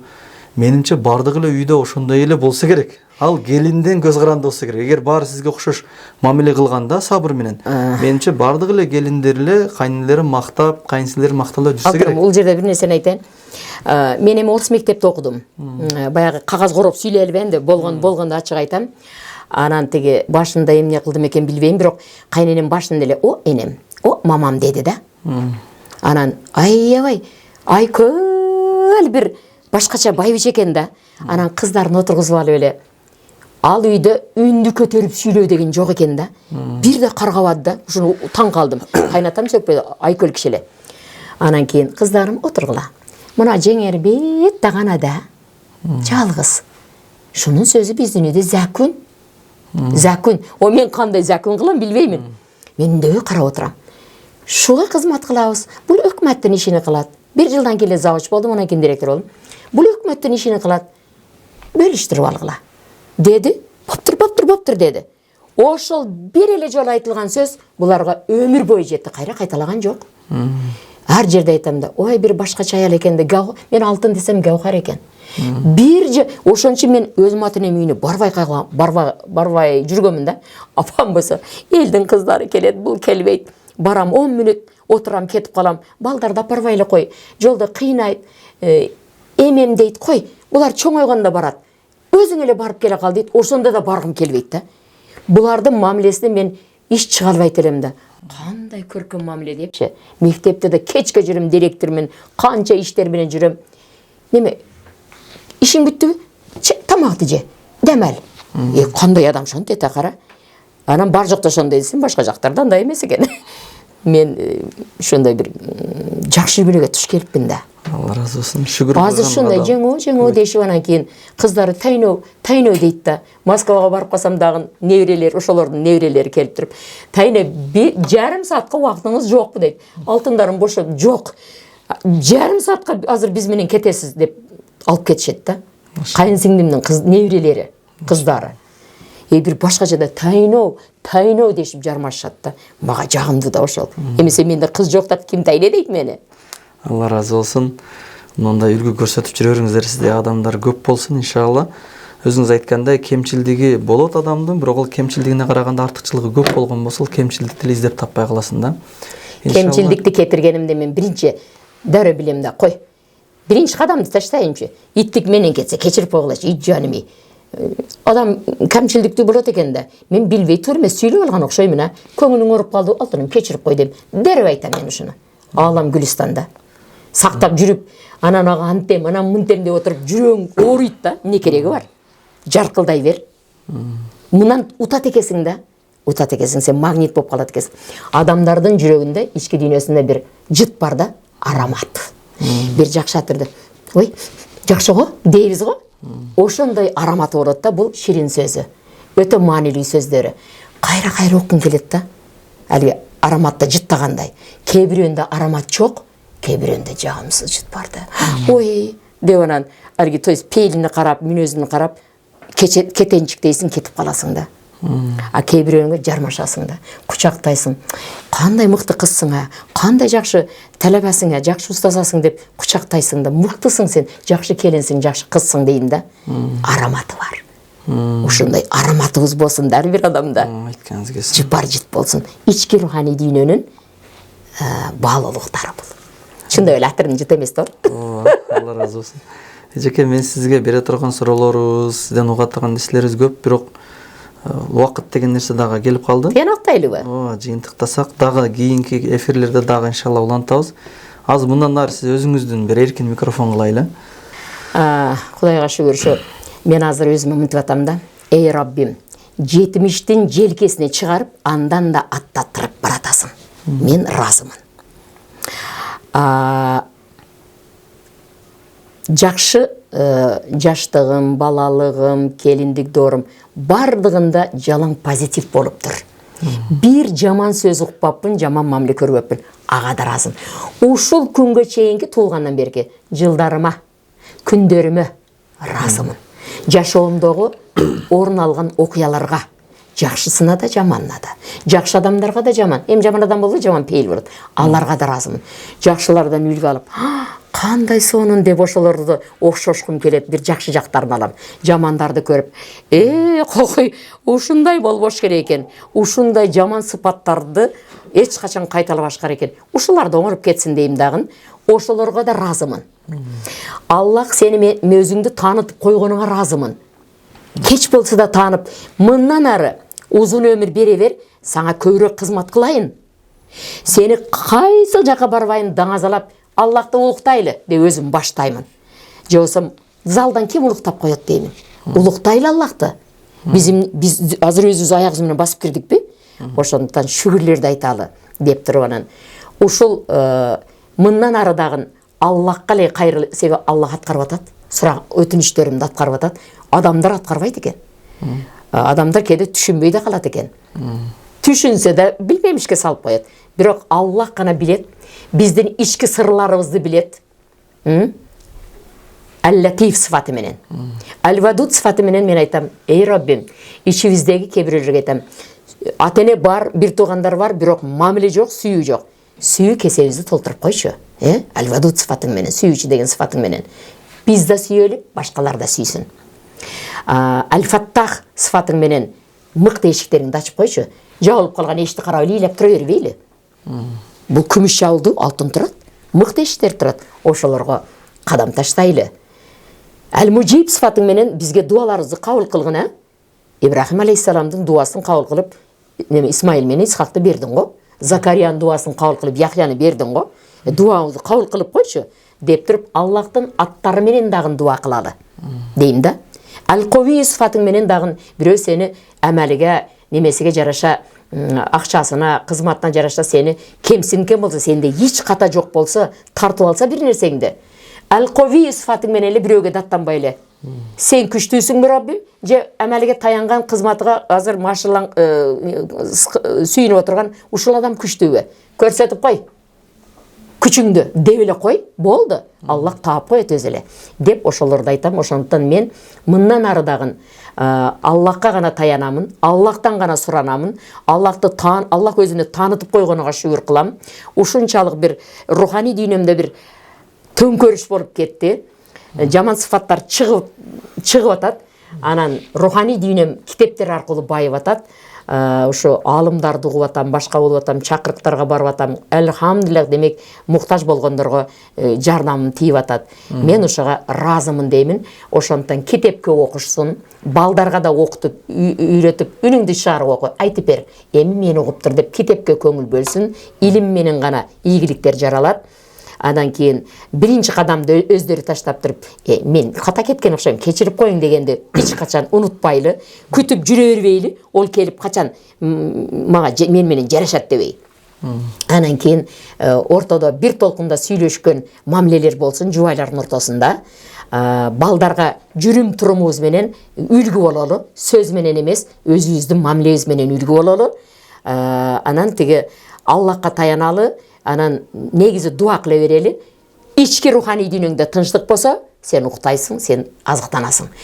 Ташвиш турса, түйшүк турса, сен аппетитиң да буулат, уйкуң да качып, 100 жолу томолоносуң, уктай албай таң атат. Ички дүйнөңдө тынчтык болсун ар бир адамда, үй бүлөнүн ичинде аба ырайы жакшы болсун, күндө биз чыгарабыз. Аллах Тааланын аба ырайын биз оңдой албайбыз, бирок үйдөгү аба ырайы биз түзөбүз. Жамгырдын кереги жок, борошонун кереги жок, күндө чыгарып коелу аялдар, апалар. Балдарыбызга жакшы насаат айталы, күйөөлөрдү жакшы урматтап, алардын падыш экендигини, өкүмдар экендигини үй бүлөдөгү аны унутпайлы. Анан кийин тиги илим менен 10 сүйлөм сүйлөсөм, бирөөсүн алып туруп оңолуп кетсе, мен ыраазы болот элем. Ошондуктан жакшы сөздү айта берели, жакшы иштердин ачкычы бололу, жакшы мындай бир иштерди аткара берели, жакшылыкта үлгү боло берели. Ушуну айтат элем мен. Анан тиги кайсы жакта болбосун, өзүбүздүн ордубузду билели. Текеберлик, мындай бир бой көтөрүү жаман сыпаттардан илимге киргенде адам арылып тазаланат. Жөнөкөй кичпейли бололу. Кээ бир жерде унчукпай эле балык болуп сүйлөбөй коелу. Кээ бир жерде айталы. Алла разы болсун эжеке. Мынакей өзүңүздөр көргөндөй бүгүнкү подкастыбызга пикирлешүүбүзгө дайын убактысын бөлүп келип берген сизге чоң рахмат. Өктөмхан эжеке Абдувалиева болду. Сиздерге тааныштырган Санжарбек Чаланов. Кийинки биздин берүүбүздө ким менен пикирлешкиңиздер келген болсо, комментарийга жазсаңыздар, ошол адамды бул жерге суран алып